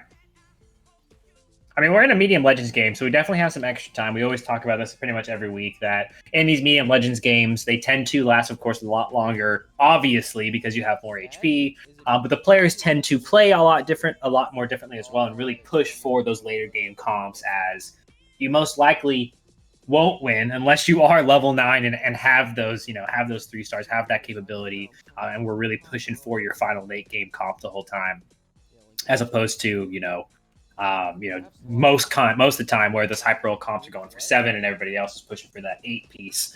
But in this scenario, it really is all about that late game, as you can really afford to lost streak if you want to and get that extra gold. You can afford to not buy those extra units for econ because you're not worried about losing that one extra round or whatever it is. Really, it's 2 or 3 extra. It pretty much gives you a free early game, right? Because over the first 5 to 10 rounds, or whatever it is, taking about 25-30 damage isn't too crazy. So Walk With Me, though, obviously doing an incredible job. Only lost 1 round so far. Wasn't able to win streak straight through Krugs like Garchomp Pro was, but no surprise that Garchomp Pro, of course, wins streak straight through Krugs, and gets that extra gold. But I'm all for having another cheater here in our tournament. You know what I mean? I'm all about it. Oh yeah, yeah. Just they're nuts, man. They're nuts. Yeah. I just gotta make sure I split up Garchomp Pro and Tourney account in different brackets throughout the day so that they don't take each other out. But these guys are definitely some top competitors here. I wonder what would happen if we gave them both buys. They probably both lose the next round. They'd both 8th place their next lobby free. It's the curse, man. It's the buy curse. Yeah. Ooh, dude, heavy sniper damage coming out from Jin there. You can just see just how much damage Jin really does. Definitely excited to see Jin come back in a bigger way in the new set update. One of the changes that we haven't talked much about yet is Darkstar. So Darkstar once again got changed to the point where not only do Darkstar units gain a buff every time a Darkstar unit dies, but Darkstar units will gain a buff after any unit dies. That's a friendly unit. So that buff is going to obviously exponential way more and make it way more flexible to sneak in 2 Darkstar units as a top of not just having a 3/6 buff, but now they have a 2, 4, 6, 8 buff on the Darkstar side. And like I mentioned, so if you only have 2 Darkstar units, let's say you're just running like Jin Karma or something like that, in the new set, like that alone will give you Darkstar, and anytime any of your units die, both your Darkstar units will get a buff. Not just each other. So it's definitely very cool. I think it's a good update for Darkstar, because not that 6 Darkstar, 8 Darkstar isn't the goal of it, but I feel like with this set, it's a lot more focused on those micro synergies rather than having a 6 synergy as 6 Rebel and 6 Cybernetic, 6 Sork, 6 this that seem always to be a little bit subpar at the end of the day. Not that they're not good. But I just feel like, it seems like the best build in the game always ends up being one of those, a mixer. Exactly. Yeah. So with that being said, I think that them making and changing Darkstar and a lot of the things, really, not just Darkstar, but over the course of this whole set release, they've pretty much been slowly adjusting everything to be that 2, 4, 6, 8 model instead of that 3, 6, 9 model. And I like it a lot. I think it just gives so much flexibility. Like one of the games I played on the PvE yesterday, one of my friends, she literally asked me what comp it was that I ran, and literally what I did the whole game was just pick the biggest unit. I 2-star any 4 cost. All right, it's going in. I just was picking all the biggest units the whole game. Hit level 5, built an Urgot and a Gangplank, and they just killed everybody for me. So it's just like it's one of those things where as long as you can just keep having good units and have the best board, and push that to those 5 costs. Like 5 costs definitely can carry again. So that's something to keep an eye out on. He can go mech. He has good items. He absolutely could go mech. That's very true. Mech on a medium legends game I actually like quite a bit, because you do a lot of like hyper rolling in that middle game area where you have a lot of extra time in these games, right? So you can kind of spend that early game doing your thing and building up those kind of early infiltrators and get like a decent board. And then once you get to that mid game, you can just max out your econ and keep rolling, hit all those Annies and the rumbles, etc. So I could definitely see him kind of going for a mech direction here. For now, he's just kind of grabbing Space Pirate, which I also like quite a bit. I love the Space Pirate. On Medium Legends, yeah. We haven't seen any of this lately. Like, as of late, like the last week, we didn't see any of the Space Jam. I feel like this week, this is the first Space Jam that we've seen in here in our semifinal. So, yeah, I feel like Space Jam's losing a lot of its flex, right? Like I feel like it doesn't even deserve a name anymore, as it's really just a transitioning tool to run a couple Space Pirates in that mid game just to get some free gold. Just right here, right? He got that 1 gold, and now if he actually wins the round too, it's already a positive 1 piece. So not sure he'll be able to close this out. Depends if this Jin can really clutch up. It does get 1 blast off, which was plenty enough to close this out. So he got 1 extra gold there, but that can definitely be it adds up after a while. Finds himself a second Jin, which is pretty interesting. I'm not sure he's really going to hard commit to the snipers, but he could. He doesn't really have infiltrators, so if he does end up going mech, it's gonna be a little bit difficult. As normally, of course, you want to run it with those infiltrators, but he'll kind of have to take a different approach here. And maybe he considers running it with some snipers. Maybe he is just going to wait and pick up some later game Sorks to pair with it. But for now, he's at that 50 gold. He has the econ. He's already level 6. And now he can kind of just wait to see if the game gives him some general direction, as he's definitely flexible and has a lot of items here. But he could, honestly, his item could take him so many directions. So, and moving into this next item phase right here as well, he doesn't necessarily need a direction yet. He has 105 HP still, right? Like he hasn't even broken below normal starting game HP yet. You're not wrong. He has a lot of options, but I mean, it looks like he does have two gens already. So almost already hitting that 2-star gen. So sniper would be the easiest thing to go if he does end up hitting that shortly here. Yeah, I mean, he can. I mean, yeah, he can definitely stick with the snipers. I don't hate it at all. He already has a sword on the Jin and decent Jin items, so he very well could rock a Jin this game here. IE red buff, something like that on him. Yeah, not red buff too much on Jin, but IE for sure. Yeah, could do. There's another sword as well. Could do a Bloodthirster. Could do a GA. Something GA along those lines. Yeah, or, of course, anything with attack speed as well, as we always talk about. Or people forget a lot that Jin's passive actually activates and turns his attack speed into attack damage. That's why he hits so hard, along with that sniper buff. All right, there's an Aurelia. An Aurelian. I mean, you can see he's really just picking stuff. He's just clicking it up. He's just trying to find some kind of direction. 2 stars the shed and just throws it in. Doesn't really give him anything specific, but it's better than nothing. Yeah, I mean, his ultimate is good no matter what. It's gonna, stop some damage, prevent some damage from coming in no matter what. Kind of fills that tank role. He has been losing a lot of these rounds, though, and his econ is not looking too spicy. Of course, he is already level 7, so it's kind of a pick your battle there. I kind of like the direction he did, though, where he really did econ up as hard as he could. Wasn't too worried about losing those rounds, whatever it was, but he really just wanted to push those levels. Since the game didn't give him direction, this is something that, I personally, in my playstyle as well, that when I'm playing the game and the game's not giving me direction and I don't know what to do, I essentially will just try to keep the strongest board that I can. And once my board is as strong as I think it can be, I'll just try to econ as fast as I can and try to push to level 8.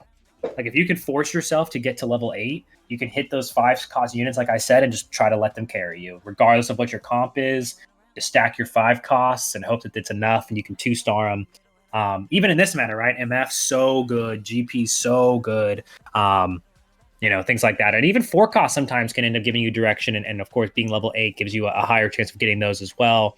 Anything from, the Jins, the Jinx, the Kale, of course, etc. But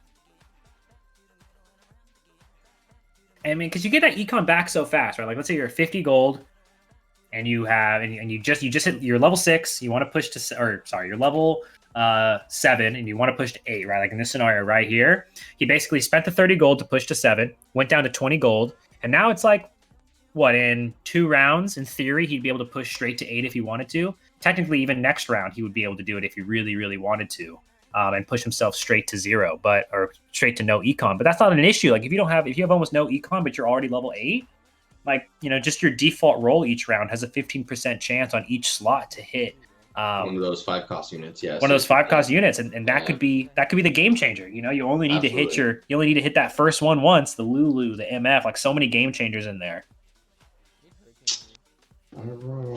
And yeah, I mean, we've seen like a lot of the nerfs come in on these 5-cost units, but I feel like they're still so strong. Those 2-star gameplays, the 2-star MFs. I mean, well, hey, that's the point, right? They gotta be. Yeah, I mean, I'm kind of happy seeing MF kind of get taken out of the game, actually, because her ulti is just absolutely ridiculous. I feel like it goes off no matter what every game. It's so strong, but that's just me, and it fits into that blaster brawler comp so well as well, too. So, I mean, that just topping on the cake. In the carousel here, looking for some good stuff. Garchomp Pro actually grabbing a Kale there. Garchomp Pro, who was killing it for quite a while, down to 76 HP now. Sam Jonian is crushing it. And let's actually jump over to his point of view here next. We'll start loading that up for you guys as definitely someone to look out for. This is the second game in a row that we've seen him pretty much dominate the meta. Dominate the lobby. So let's just put some eyes on him. Let's check it out. Let's see what he's doing. Let's see, what's been leading to his success. And giving you guys a quick kind of precursor before we fully jump over there. He's running Sniper Celestial Vanguard. He's got a pretty decent board. You can see it here now. He's got that strong sniper back row with that 2-star Jin already. No real Jin items yet, but still just a powerhouse on himself. Fully stacked Kassadin sitting there in the middle, which of course is very annoying as that AoE disarm is brutal. And then also just has the two-star protectors for that early carry. Voodoo MC actually up against him here, getting absolutely annihilated. Ton of damage from Sam Jonian's board. Voodoo MC dropping actually pretty low now, down to 47 HP left. And, they need top 4 in this lobby. This is semifinals. This is not a top 5 anymore. They need top 4 to advance into the grand finals and get into that money. So this is not the mess around game. Fuzzy Cygnus down there, only 37 HP left. I mean, like he almost has... Like you could take out that 37 HP and Sam Jonian still almost has 100 HP. So it's just crazy to see just the HP difference here. And meanwhile, Sam, of course, kind of decide, what the best looking board is for him right now. And he does end up taking that Mana Reaver. He wants to make sure that his Kassadin has as much power as possible, and actually ended up getting a stillness instantly. Walking around for a second is attacking backwards and not going to get an AoE disarm off, but instead only on one unit. So Kassadin definitely not getting the full effect, and seeing that obviously there, taking all that damage as his carry basically just walked around in a circle the whole time. So not what you want to see, but sometimes the UI or the AI, I should say, just gets you. Yeah, you hate to see one of your carries doing no damage stuck in a corner. Yeah, definitely not ideal. Not what we were going for. But his build's pretty strong, and now we're going to see what his final items are, as he still has 2 unused sitting there on his bench, but still very AP heavy items. So not quite sure to see what he'll be able to do with them, but nonetheless, I'm sure he'll continue to dominate. I do think his stream actually keeps kind of dropping frames for me. So why don't we jump over to the Jirachi next and see how they are doing. It seems like Celestial is something that is so powerful in this current set, and obviously everybody knows that. But for Celestial feels like such a go-to for so many players. And that's something that I think is going to change a lot in the next set, as just them removing Kassadin alone shifts a lot of what you can do with Celestial, as getting that 4 Celestial might not be as simplistic, or keeping that 4 Celestial the whole game might not be as simplistic as it is right now. But as we jump over here, you're to see the end of this very one-sided fight, as the Jirachi doing an enormous amount of damage to Sam. That is actually 2 losses in a row from Sam, as he starts to kind of fall off here a little bit. But nonetheless, still about 30 HP ahead of the next place, and some good solid econ on his end as well. So definitely something to kind of look out for on that end. Looking down at the bottom of the scoreboard, actually, though, we got Voodoo MC, only 24 HP left, and Fuzzy Cygnus pretty close with him at 28 HP. And again, guys, top 4 here. So, with this big of a difference HP-wise for those 2 bottom players, they're definitely going to need to turn online if they want to stay alive here. Yeah, Fuzzy Cygnus actually at the bottom. Yeah, like normally don't see him. Garchomp Pro also at 63 HP. I mean, he's won every event, so I mean, be a little bit of an upset if we see him get taken out early here.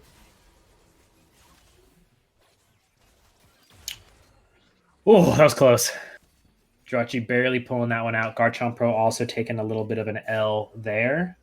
The ultimate battle between the Kale and the Zaya. Yeah, it's the showdown. Yeah. TFT. This new set, it's gonna be wild. I'm just excited to just see all these. I'm just seeing so many units that won't exist anymore. Like pretty much none of these top builds exist anymore, because you can see that they're all focused around MF. They're all focused around Kale. They're all focused around Kassadin. They're all focused around Void, and none of those things exist. Yeah, which is cool. We got a new game on our hands. I'm super excited about it. Yeah, for sure. I like that they just kept the base, but swapped out some of those carries there. So here we have Fuzzy Cygnus, who is currently. Oh, see, this is his issue for sure. He was actually running Darkstar, but so many other people ended up going Sniper this game that he wasn't able to get the 2-star Jin. Yikes. And you need it. You Or need even it. the 2-star Ash. Like so many people built Sniper. Yeah, that's true. And normally people aren't really building Sniper, I feel like, for the most part right now. I agree, but this game, it just seemed like everybody thought to themselves, nobody's going to build Sniper. I guess so. Voodoo MC does go down. How unfortunate. Obviously, we saw such a strong showing from him. Last game, he was not able to close it out here in the semifinals. GG's, of course, as always, and we might see them in the next Redemption game, or, of course, next week. But GG's to him. 7 players left. Fuzzy Sickness still hanging on with that 17 HP. Did make it to the 5-4 carousel and needs to win these next 2 rounds and make it to that boss to have really any chance of getting that top 4. Ooh, more waves for the MF.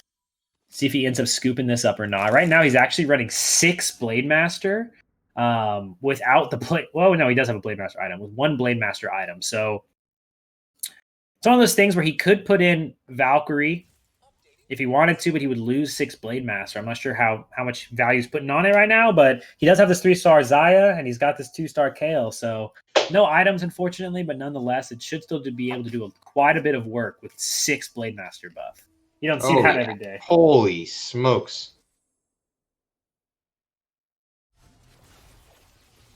Wow. Trying to look at like Kale's single target DPS right here, but she gets instantly deleted by the MF. Wow. Yeah, well, MF. Yeah, And that's the Zephyrs, Morello, Quicksilver press build. the button, dude. I get Pretty good. Yeah, press the button for sure. 30. So yes. So Jirachi right now, they have 35 gold. I won't say super close to leveling. Probably going to push for that 9 though, for sure, so that they can put in MF and get that Valkyrie buff. Basically, just and they have the gold for it, so it's not a big deal. It's not a big deal for sure.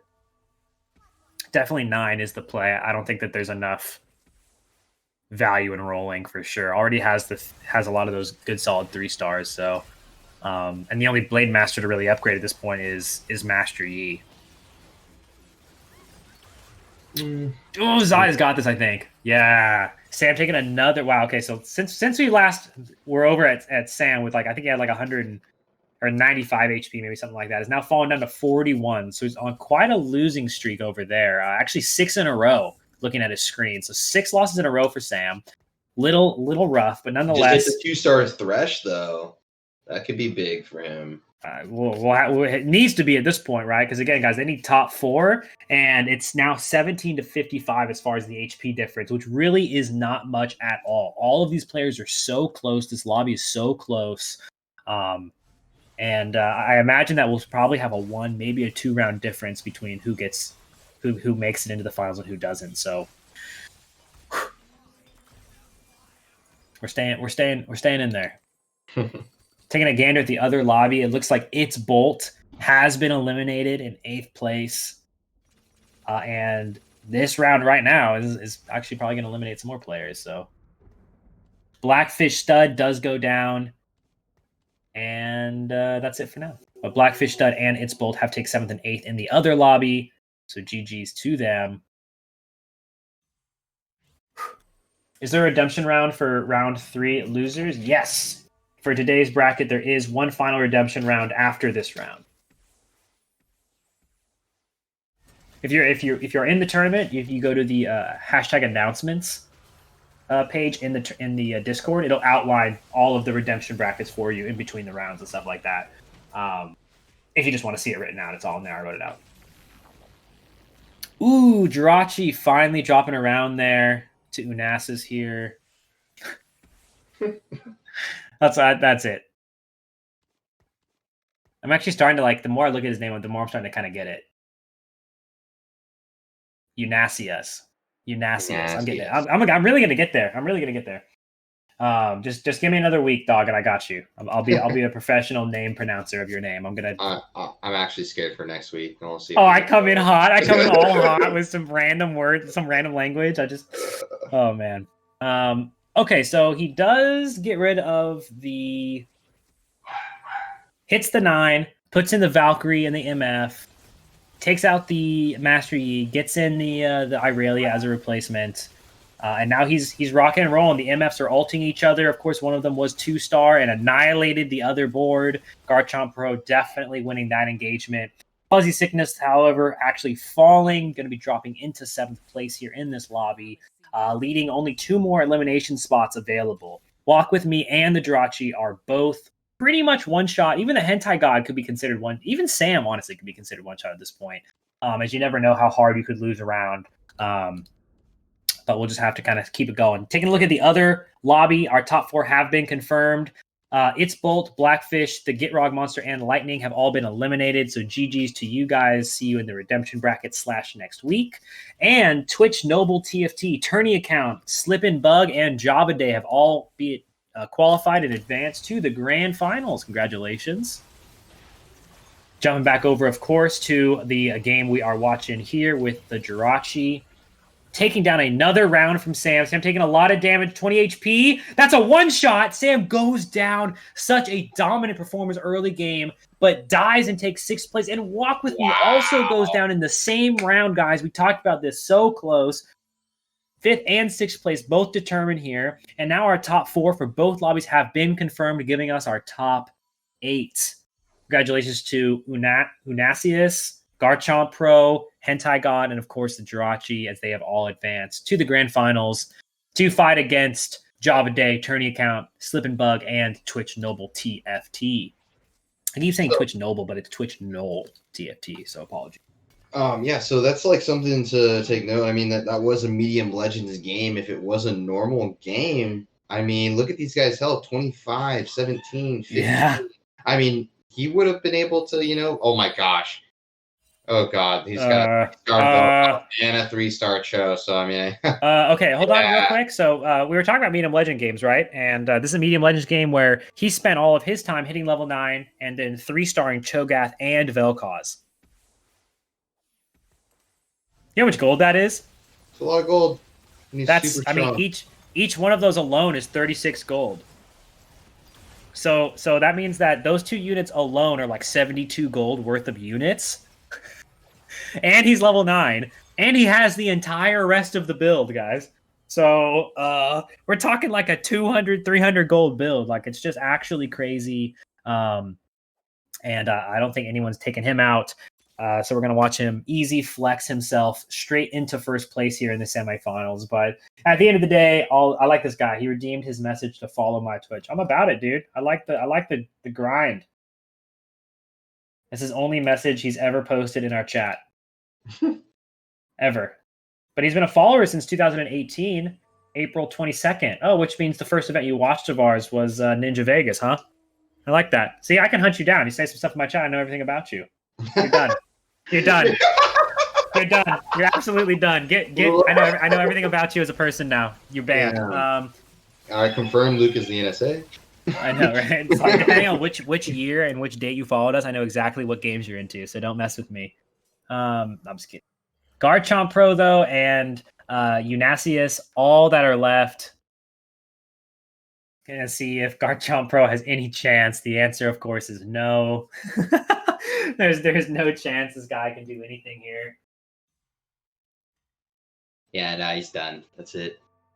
That's it. 3 health and a dream against the 3-starred board and the 3-star Vel'Koz. Just like, yeah, pretty gross. I mean, 3-star Vel'Koz is gross. 3-star Cho'Gath is gross, and having both of them and a 3-star Koz, he's a 3x3 Void build. Yeah. Wow. Void Brawler, best case scenario Void situation here. Yeah, it's just, I mean, if he didn't win, I guess we'd be confused, right? But again, this is why they're removing it. Void has obviously taken over the game.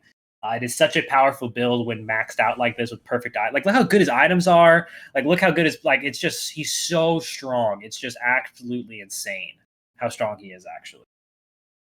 He's got a lot going on. I mean, he's 9. He has this random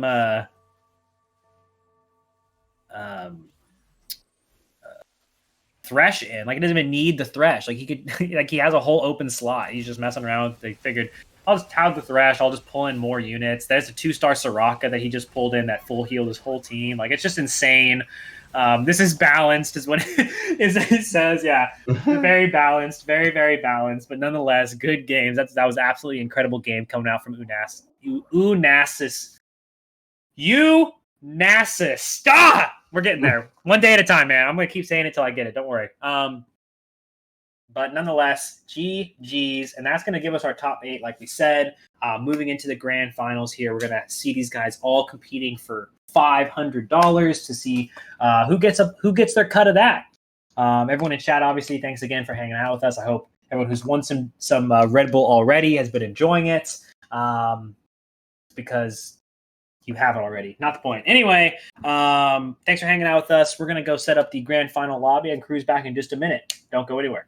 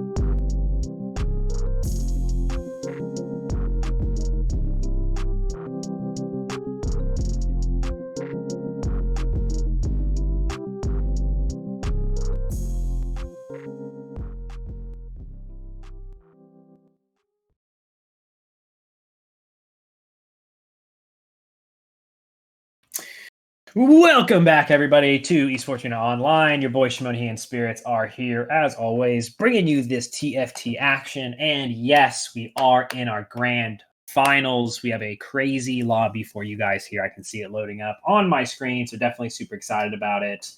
Looks like chat's in here just kind of hanging out. What's up, guys? Yes, there is indeed a difference. I saw one question before we threw to break. There is a difference in placement for this round, guys, all the way from first to 8th place. The higher placement you get, the more money you make. So this is one of those games where you have to play for first place because you want to take it all home. And every placement you fall down, it's like, big gaps. I mean, first place is like $160. Second place only like $100, right? So that alone is already a decent gap there. So let's see. Yep. Coming up soon. It starts right now. It's the last game of the day. I hope you have not fallen asleep yet. It will be worth the action for sure. I'm excited to see which galaxy we get to jump into. That's one of these big pieces in having a grand final. It's only one game for this week. Of course, for future formats, we will be expanding that. But for now, this is the game. So, whichever galaxy we get can really depend and hold a lot of weight as far as, I guess, just overall how the game goes and which comp people are going. Anything but mini galaxy. Dude, if we get littler Legends galaxy, it's going to be rough. But it looks like we actually might be in a normal game, ? It's looking like a normal game. We're jumping on with Noel TFT for this first carousel here. We're going to be rolling the early game with him. And a normal game, pretty interesting. It's pretty low odds. I think it's down to 25% maybe. I actually want to double check that because I'm not 100% sure, but we'll see that. Yes, 25% of normal games of lobbies are actually normal games, which is pretty rare because there's so many different so many different galaxies you can get now. But I do like the fact that we are in a normal game. It's going to allow the players to really just hone in and focus on just their economy and their overall game plan, and not have to worry about too many extra quirks or anything running on the side, or someone hitting that RNG luck, if you will. Yep, less RNG factors to worry about here. It's just plain Jane, as you will. My boy Unasius has got this.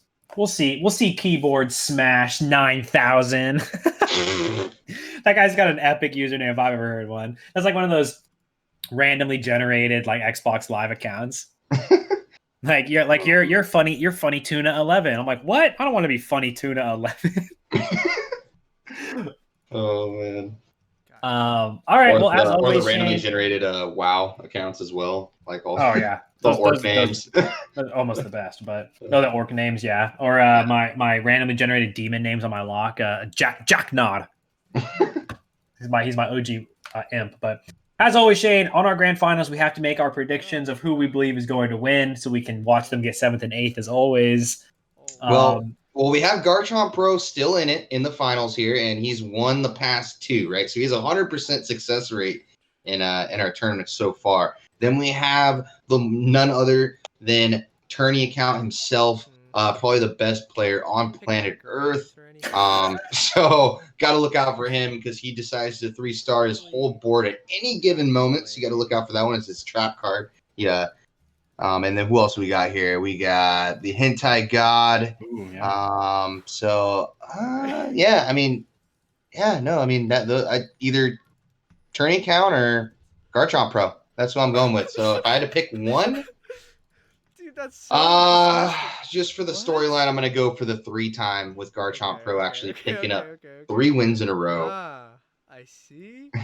Yeah, I of course on the other side am going with Unasius, my new friend's name, who I learned. I'm pretty sure he's gonna run Void Brawler. What do I even throw out? And I think that whoever runs Void Brawler is going to win the game. So because of that fact alone, that's where my prediction is going this week. But we've seen Tourney Count always on those high rolls, so I have no doubt that Tourney Count will high roll himself into that top 2 situation as well. So there it is. Yep. No, I like it. I like those 3. Those top 3, and I feel like we're gonna get those top 3 are gonna be our top 3 players. I don't know. I just have a feeling. It's possible. I mean, we're watching Twitch Noel here, right? And Twitch Noel is someone who we haven't seen before, so he's definitely new to our tournaments. But his gameplay has been incredible so far. And on top of that, he has like a dream cybernetic opening. He actually 3-starred a Vi off of like creep waves somehow, like instantly, pretty much. I mean, look at his board right now. Like he has, like you should not have a 2-star 3 cost at 2/2. Like, and he already has a Leona, 2 Fioras, and a Lucien. Yeah, it's looking pretty cybernetic. Get your cybernetic out now because it's gonna be dead in a couple of days. Yeah. Well, Noel going here for the cybernetic route. I mean, he also could go a brawler direction, so he still has some flexibility there as like a brawler blaster vibe. As he also has that 2-star Lucien or 2 1-star Lucien. So, we'll get 17 farms and have every unit 3 game. All right. The chat is very on board for my prediction. So. Okay. Oh my gosh, that guy got sumo slayed. Look, he's literally one-shotting back row units with Vi because Vi's too strong for her time right now. And she has a freaking rod on her for no reason. So, and that rod can very easily be turned into a Morello's or Ionic Spark or anything like that to still be a very relevant item on Vi. So yeah, I know, right? The two star. Because when Vi ults, actually, as Vi chooses the furthest target, pushes all targets out of the way on her way to that target and slams that target. So all units she pushes get hit with Morello's, and the units she slams get hit with Morello's. So she's not a bad Morello's holder. I wouldn't say she's like one of the best, but it's definitely not a wasted item on her by any means. Fair enough. I actually like Vi though, because Vi can use pretty much any items. Yeah, see what happens. I think she's a really, really strong unit. I don't necessarily think that you need to stack her with items by any means. I think she does a lot without items, but I like Thieves Gloves, for example. I think is a really, really good item on Vi. I think you get a lot of value out of her in that case specifically. But Hentai God has a really strong Rebel opening. He's got this Ziggs rocking and rolling in the back, but actually the Trap Claw negates the Vi ultimate, and actually might be enough to win him the round. Like, I didn't think anyone was going to be able to beat Noel for a while, but that Trap Claw completely countered the Vi, like stunned her. I think it's like a multi, I think maybe 3 to 5 seconds, something like that you get to stun the unit for. So it's actually just a little bit low-key crazy to get that kind of value out of Trap Claw this early. Yeah, no, I definitely 100% did win him the round because, I mean, that Ziggs would be history if that Vi ultimate landed that round. Red buff so bad. In the carousel, just kind of everyone picking, trying to build those early game items.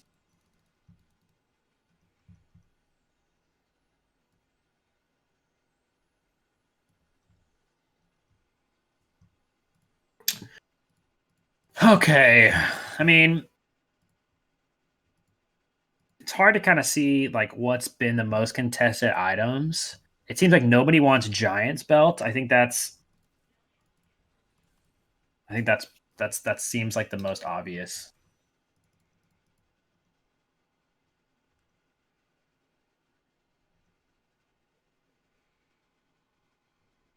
Ends up getting no real direction yet, but he's got a pretty strong front line, so he's just kind of hanging out. The red buff I think actually will help a lot. I like that option here because he has that 2-star Vi already. Yeah, the 2-star Vi already, which is definitely helpful as far as like the front line goes. But he needs damage to stack into that. So seeing as how he doesn't have any of the 2-star brawlers or snipers or blade masters or anything yet, the red buff is definitely a good addition to this, as it'll allow him to get some additional damage and without needing to necessarily be a 2-star Lucien, if you will. But new meta will be Chrono Blade Master Malphite carry, for he has a large amount of base. All he needs is attack speed to get him going. Did you just say Malphite carry? Well, Malphite is a very good tank. Like, he can really take tank items and like really use them to their maximum, as his raw stats are insane.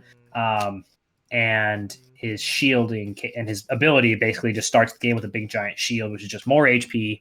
And then, of course, he's a brawler on top of that, which just means he gets even more HP. And if you have that rebel buff with him, then, of course, that just means he gets more HP. So if with all that HP, if you're able to give him mana resistance and armor, for example, all of that HP becomes very, very difficult to get rid of. So what are the ideal items that you use on Malphite? Would it be a Bramble, like for a carry Malphite, like you're saying, right? Bramble's Vest, Dragon Claw. So it's kind of a mixture, right? Like you probably want to do like 2 defensive items and then like an attack speed item or something like that. Which one? Ginsu's? Oh, Ginsu's on Malphite? Like you can. I mean, I wouldn't say. Yeah. I mean, it's not too bad. They don't know the tech. No one's putting Rageblade BTIE on Malphite. Yeah. Oh, you want to make him a Blade Master? Okay, hold on, guys. These guys are next level. Here we go. Level 1 Malphite has 70 base AD, which is the highest in the game. True. Rageblade BTIE. No way. That can't be the play. I mean, if you're gonna make him a Blade Master, then you bet maybe RFC. I mean, in this case, you could run like RFC IE. I don't know, dude. I don't buy it. No way. I'm not doing any of that with my Malphite, dude. I'll see you guys later. This is. I would way rather that RFC, much. This guy's RFC Blade Master Hodge. Why? Why would you want that on your Malphite? What do you mean? No way. I can think of no. It can't be. I'm not buying it. Big brain. No, this has to be small brain. I can't. No. If you guys are right, I've lost my edge.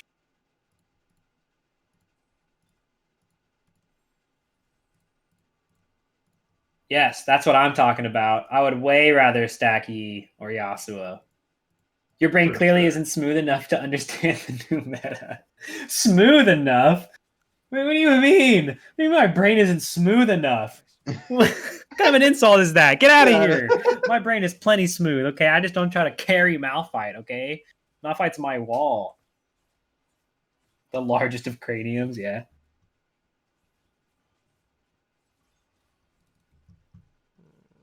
I don't want any of that.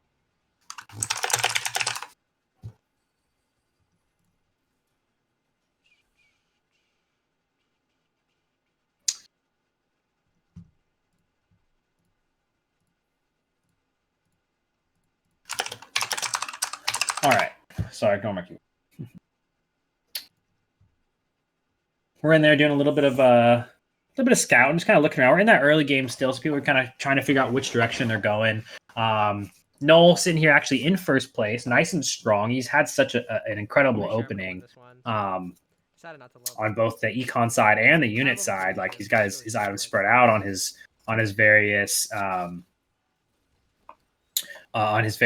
cybernetics. He's got decent cybernetic items in general. And of course, his econ is relatively maxed. So at this point, it's just like, okay, do I go full into cybernetic, right? Like in the new set, cybernetic is a little bit easier to actually get that 6 cybernetic online.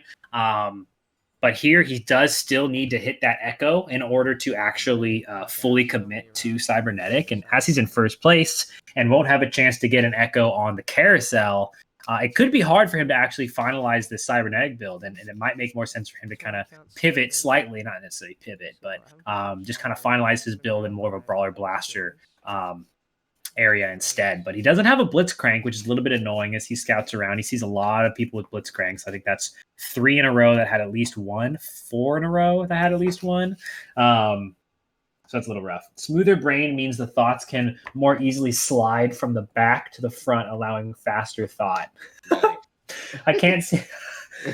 I don't know, dude. I don't know. Like, okay. If you have brain wrinkles, it slows down the thinking. See, this Darkstar guy is the smoothest brain I've ever seen. It's just too smooth. Let's go. What do I want? I want Ionic Spark. That's probably it. All right. So wait, this is Noel's first week, I believe, right? I believe this is Null's first week. I don't think we've seen him in the previous weeks, but you never know. Sometimes people always sneak up on me and they slid in one time and got last or whatever, and I didn't notice their name one time. But based on his performance, I imagine this is definitely his first time, as I have not seen the name before.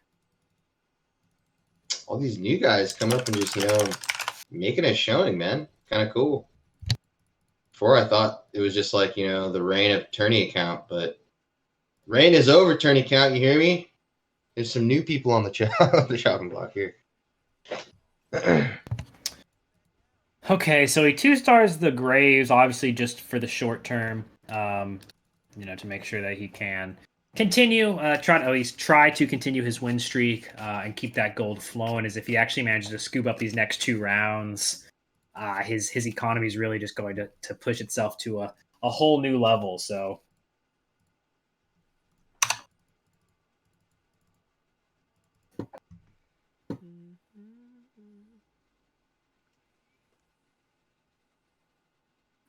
Just this brain wrinkles thing's got me. It's got me confused. The hentai god here looking pretty rebel-y. Got some good rebel units out there. Still that same Ziggs with that trap claw still going strong. And it looks like he might be able to win another round against the hentai god. Oh my gosh, I almost forgot the best part about the new update that's coming. What is that, Luke? They're taking out Lilac Nebula Galaxy. It's gone. We're done with it. The Lilac Nebula Galaxy is the worst galaxy ever made, and it's also the first galaxy they made, which makes a lot of sense, and it is scrapped. Pretty sure if your brain is smooth and not like the rest of the planet, then you're just a Pega. How dare you insult the smooth brains? Not in my chat. Banned. Oh man, Unasi is actually in last place right now, and Garchomp Pro tied for second to last place. So Shane, it looks like our 7th and 8th place predictions, as always, are on track. No, not the tourney account's gonna do it. It's happening. There's no stopping it now. Oh man. Not like this, huh? Again. As he catches fire, 4 win streak acquired. Oh my gosh, he's gonna make a diagram to show smooth brain versus big brain. I can't even imagine the weight of this diagram. But once you finish making the diagram, make sure you DM it to a mod so you don't get banned. All right. once you finish your diagram, but we're in the game. We're on Wolves right now.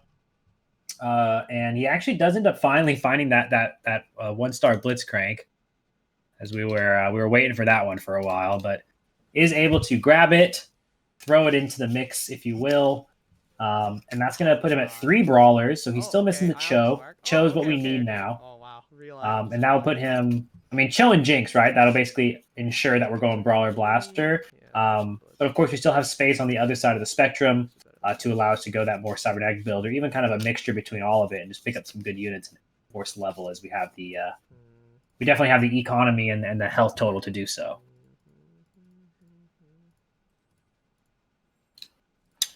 Can I change my pick to tourney account? I mean, do you know what he looks like? Like, I don't know. No, but no, yeah, I just want to change my. Yeah, no, I'm voting for tourney account. I'm all about it. He's bigger, he's better, you know the deal. Anyone that makes that type of diagram wouldn't possibly think to DM a mod to not get banned. That's a completely fair argument. Anarchy, bro. Anarchy. Chat's cracking me up today, dude. Just one of those days, you know. One of those days where the chat just got my number.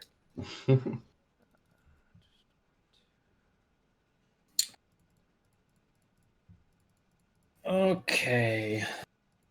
Because the brain they have. It's rough, man. It's the smooth brain chat is just too powerful for me.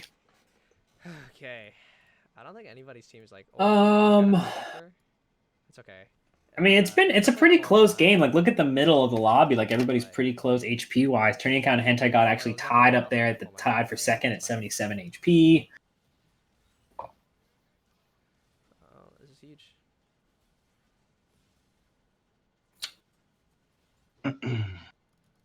And looks like another win coming out for him up here against Slip and Bug, who also has a full economy and doing pretty good on HP. So I wouldn't say anyone specific is kind of outstanding in my eyes, of course, with the exception of Noel. But even Noel, right, is sure he's strong right now and he's 98 HP, 9 win streak, etc. But all of that is more than subject to change here as we get moving, and he can fall off at any time, lose 4 rounds in a row, and pretty much catch up with everybody else. So. Okay, 2-star Ash coming in to play Garchomp Pro. Dude, that's so crazy. Like, he gets first the last 2 weeks, and here on his 3rd week, it looks like he's on course to go out 8th. On course for sure, but you never know when he's going to turn online. In the same way that we got our boy Noel here, who's nice and strong, sitting at the top. Garchomp Pro might just be building up in the background, waiting to turn online, hitting those lose streaks the same way that Noel was hitting these win streaks. But Noel already dropping that first game on the comeback here, so who knows? Could be the start of the downfall. We shall see. Only time will tell. Only time will tell.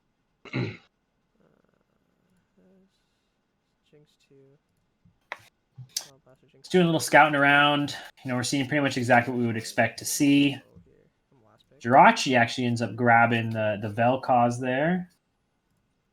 You clearly just have too wrinkly of a brain to understand the level of thought smoothness grants you. I can't comprehend this level of intelligence coming from our chat right now. There's a lot. Keyboards. Oh man. Well, Kappa, Big Kappa. Oh, okay. No. According to my production team, we do have the graph. Production, can you confirm the graph is exactly what everything we would want and more? Okay, one second, guys. I'm pulling up. I need you guys to know that I am pulling up the graph as we speak. Okay. Can you pull that into the stream, please?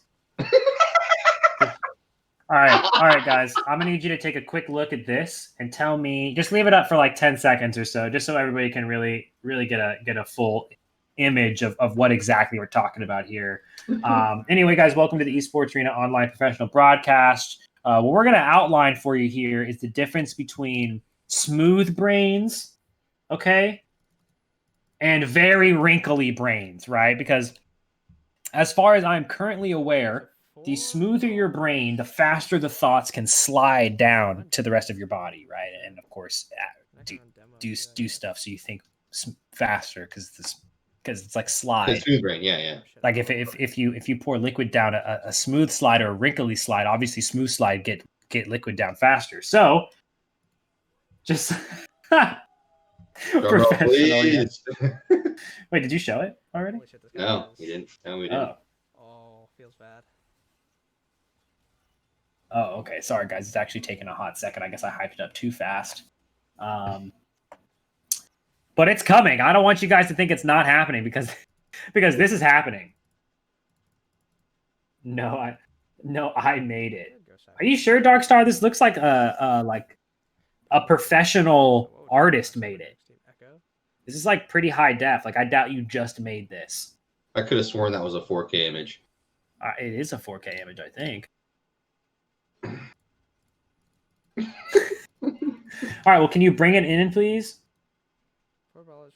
The world needs to know. Chat is very intense right now. They're not sure.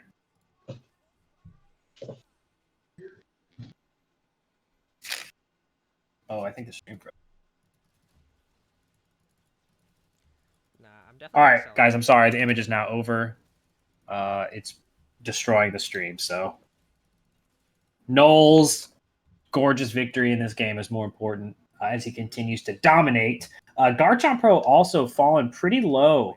Fallen pretty low down to 31 HP now. Hentai God next at 39, but Hentai God did just 2-star in MF, which is nothing to scoff at all, for sure. So that's something that we'll definitely have to keep an eye on to see if that's going to be enough for him to kind of keep the ball rolling or close it out and whatnot. But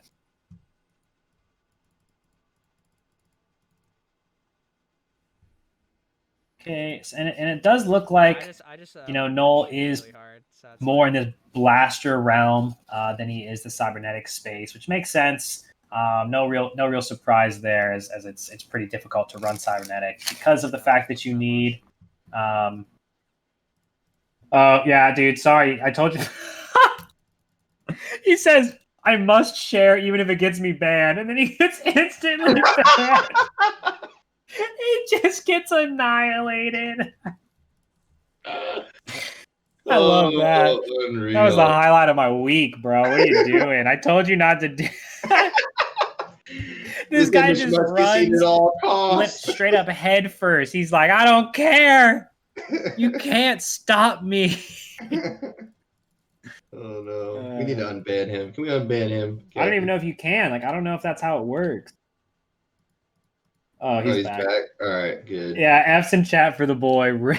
Yeah. Too funny.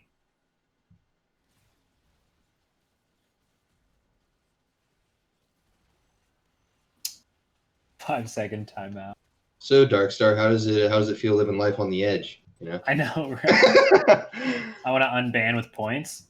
It's not a bad idea. I really don't even. I know so little about what these channel points do. I have so many and so many channels. And I just like never used any of them. Like, I don't. What am I supposed to do with them all?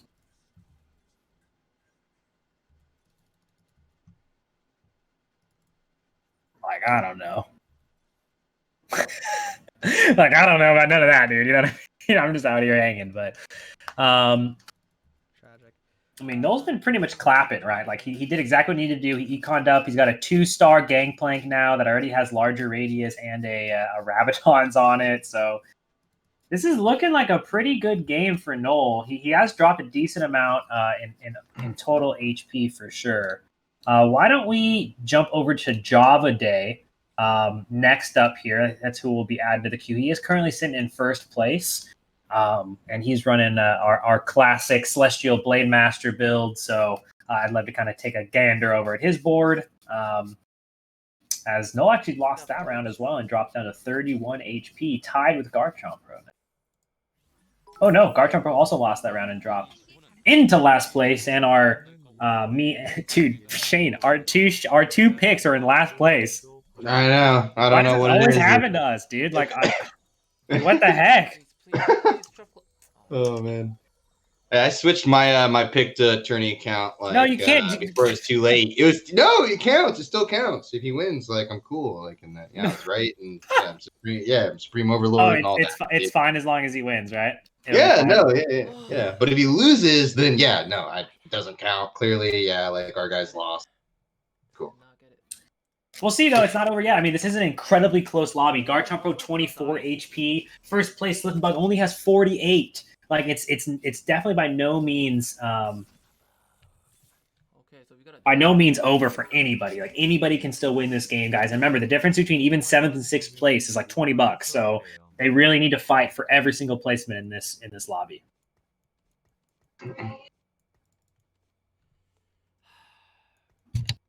Ironing out the wrinkles, huh? Comeback time, eh? Let's try. Front line.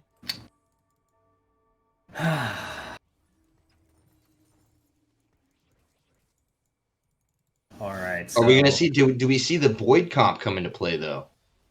I mean, you said that's the comp that's gonna win, but I mean, nobody just really hit it though, right? Like, yeah, it is the comp that I believe is the strongest, but like, you also have to be able to hit it, right? Like, if you don't like, I mean, sure, the guy 3-starred everything in his like every single unit he had, like, yeah, of course, like, he was able to win it with that. But if you can't hit the Vel'Koz and the Cho'Gath, then it's pretty difficult to kind of close that out completely.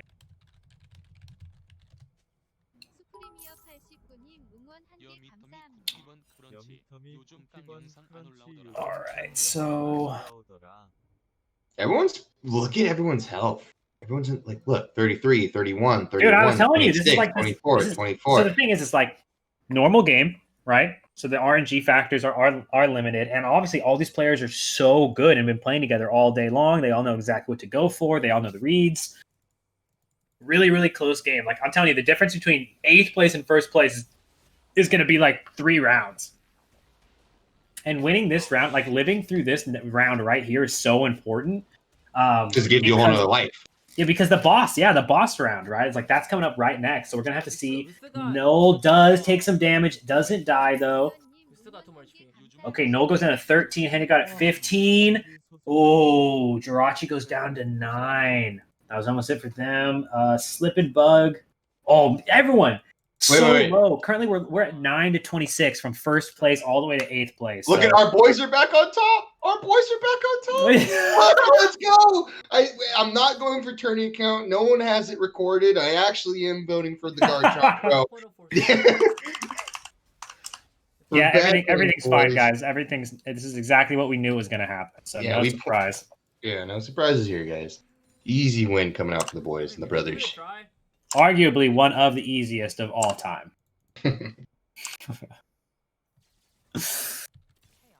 Nah, you pivoted, GTFO. Oh no, dude, the chat's got you, bro. The chat's got your number. You're getting called out. Didn't happen. Clipper didn't happen. You know, like get out of here.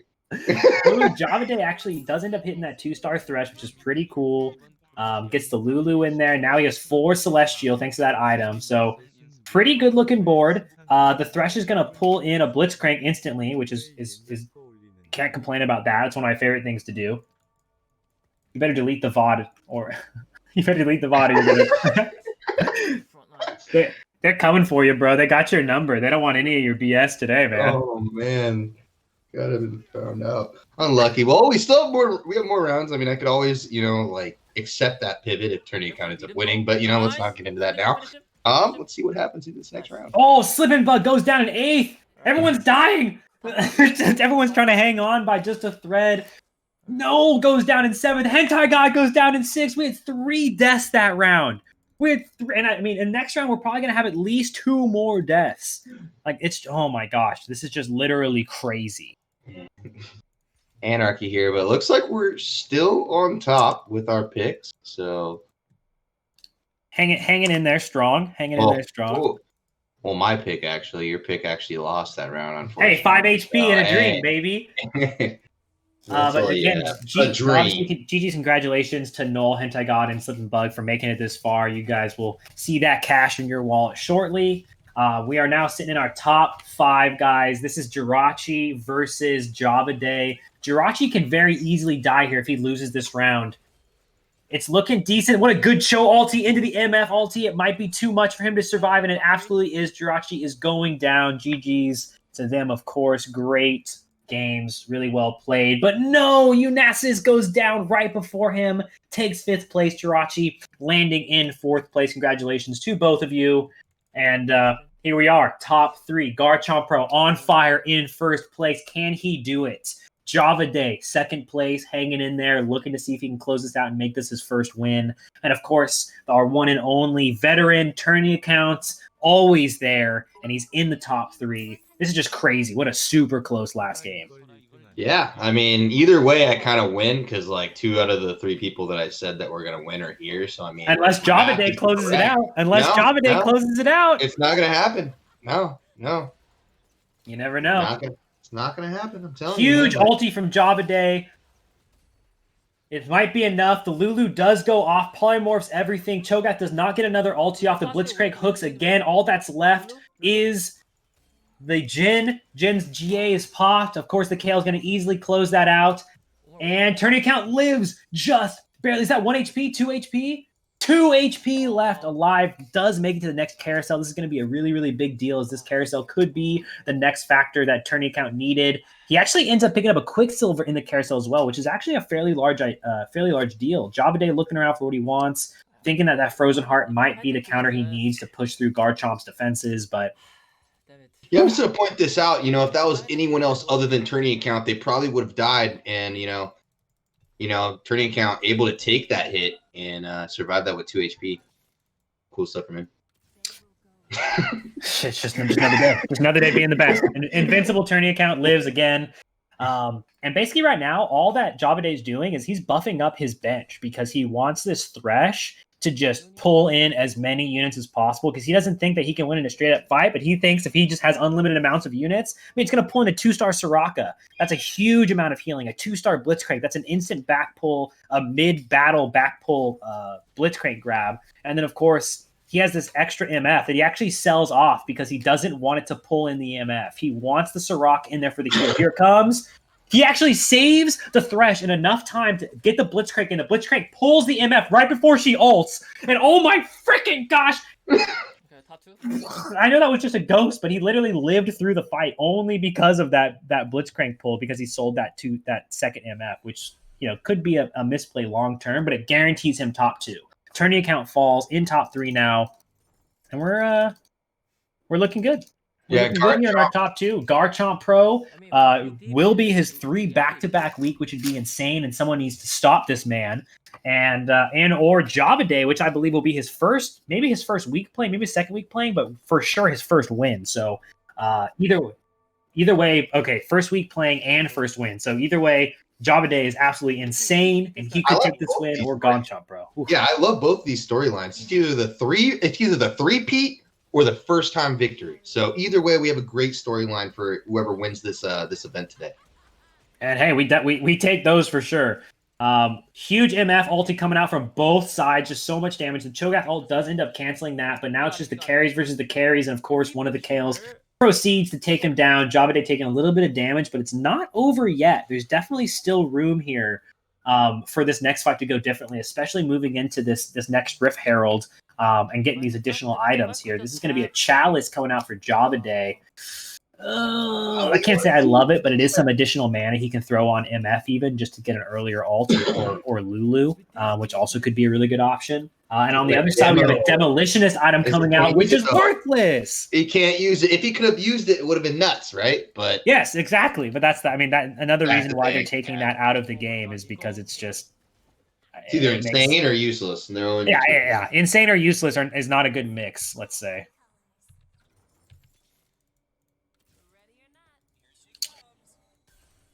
Okay. What could be the last fight here? He hits the 2-star MF, which is so big. And now his bench is looking gorgeous. If this Thresh can actually hit all 3 of these units in, which would be the 2-star Blitz, a 2-star Soraka, and another 1-star Lulu, I don't think Garchomp Pro can do it. But if Garchomp Pro ends up killing this Thresh before it is able to hook these in, it might be a different story. Of course, the first one gets instantly pulled in. It's the Lulu. The Lulu does get it off. The second hook does not get off. Only 1 extra unit made it in. Not a great MF ulti on the Java Day side. It might be all over. It absolutely is going to be it. Java Day falling in second place. And of course, Garchomp Pro back to back 3-time champion. This guy's a lunatic. I'm pretty sure I'm paying this guy's whole rent. I love it, dude. I love his gameplay. It's just been absolutely incredible for these past 3 weeks. We got to watch him play. I mean, just taking down players like Java Day, like Tourney Account, like Jirachi in all these games. It's just been insane. So huge shout outs to. Okay, all right, guys. Let me break this down for you. Okay, so wait, I need to be on the other side, right? I need to be here. I think you guys can see me now. Yeah. Okay. Here we are. Big brain think, smooth brain, it go good. And then on the other side, Shane, can you break that one down? Longer line is bad. Okay, we're done. That's it for the graph. We'll go ahead and scrap that bad boy out. Thank you guys so much for another week of a great esports arena online tournaments. We love hanging out with all you guys as always.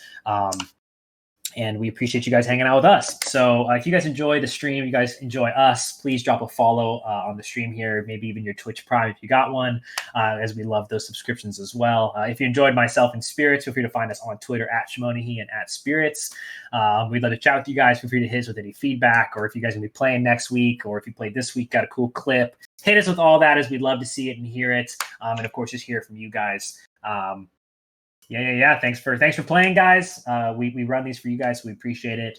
Next week, I'm hoping to come back with a new, pretty cool format. So make sure to sign up now! !sign up. Head over to matcher.com/ESA. And of course, you Red Bull winners, expect some Red Bull coming at you guys next week to chug down and start enjoying. You know what I mean? Because that's what it's all about. So shout outs again to everybody who hung out with us today. If you guys want to learn more about Esports Arena, please head over to esportsarena.com. We have this really cool thing called Series E, where we give amateur gamers, everyday gamers like yourselves, an opportunity to get noticed, an opportunity to take their first step in esports. Is that really what Esports Arena is all about? And while we're online, sure, we're doing it a little bit different, but we'll be back eventually, guys. So here's a quick video from our CEO talking about Series E if you're interested. And if you want to learn more, like I said, hit that esportsarena.com. But thanks again for hanging out with us, and we'll see you next week. The past 4 years at Esports Arena, we really didn't know what our identity was. We tried our pro tournaments, we tried running content pieces, we tried doing music events, we had our memberships. We realized that the community just always kept coming back for our local tournaments, for every Wednesday night, every Friday night, every Thursday night. So then it hit us. Series E is going to revolutionize the esports industry. You as a competitor now have consistency to come and compete. You get to keep coming back and let it count for something. That opportunity to get paid by Esports Arena, to get paid by a major brand that's helping support this league, this foundation, because so many times the dollars stop at the pro level. They stop there. They never trickle down to the guys like us, the guys that had the dreams, that wanted to make it, to become a pro, but never had that opportunity because they lived in somewhere in Alaska or somewhere in Idaho. No offense, Idaho, I like you guys, you're still cool, potatoes. But when you don't have that opportunity, like a guy who's from LA or a girl who's from LA or New York or these major cities that have esports tournaments that go all the time, where can you start? Where do you go? Where do you become a pro? How can you do that? How do you get paid? How do you get noticed? How do you get recognized? It doesn't exist. There's not a clear path there. It's a randomized system. You gotta be good. Don't get me wrong. You've gotta be good and you gotta compete, you gotta play. But it's hard when you got a full-time job and you got a full-time student, you got bills to pay. You can't commit yourself 100% to esports. Esports Arena wants to change that. We are gonna change that. You're gonna get $1,000 a month in pay from Esports Arena. We're gonna travel you across the country to compete against other people just like you. That's the feeling that I'm looking at that 8-year-old and I'm thinking, man, this person could become a professional gamer, but how? Now they're going to start their path at Esports Arena and they're going to compete to become that next pro, to become that next influencer, to become that next superstar. They're going to start at Esports Arena. That's what Series E is all about. Opportunity for everyone to be your first step in esports.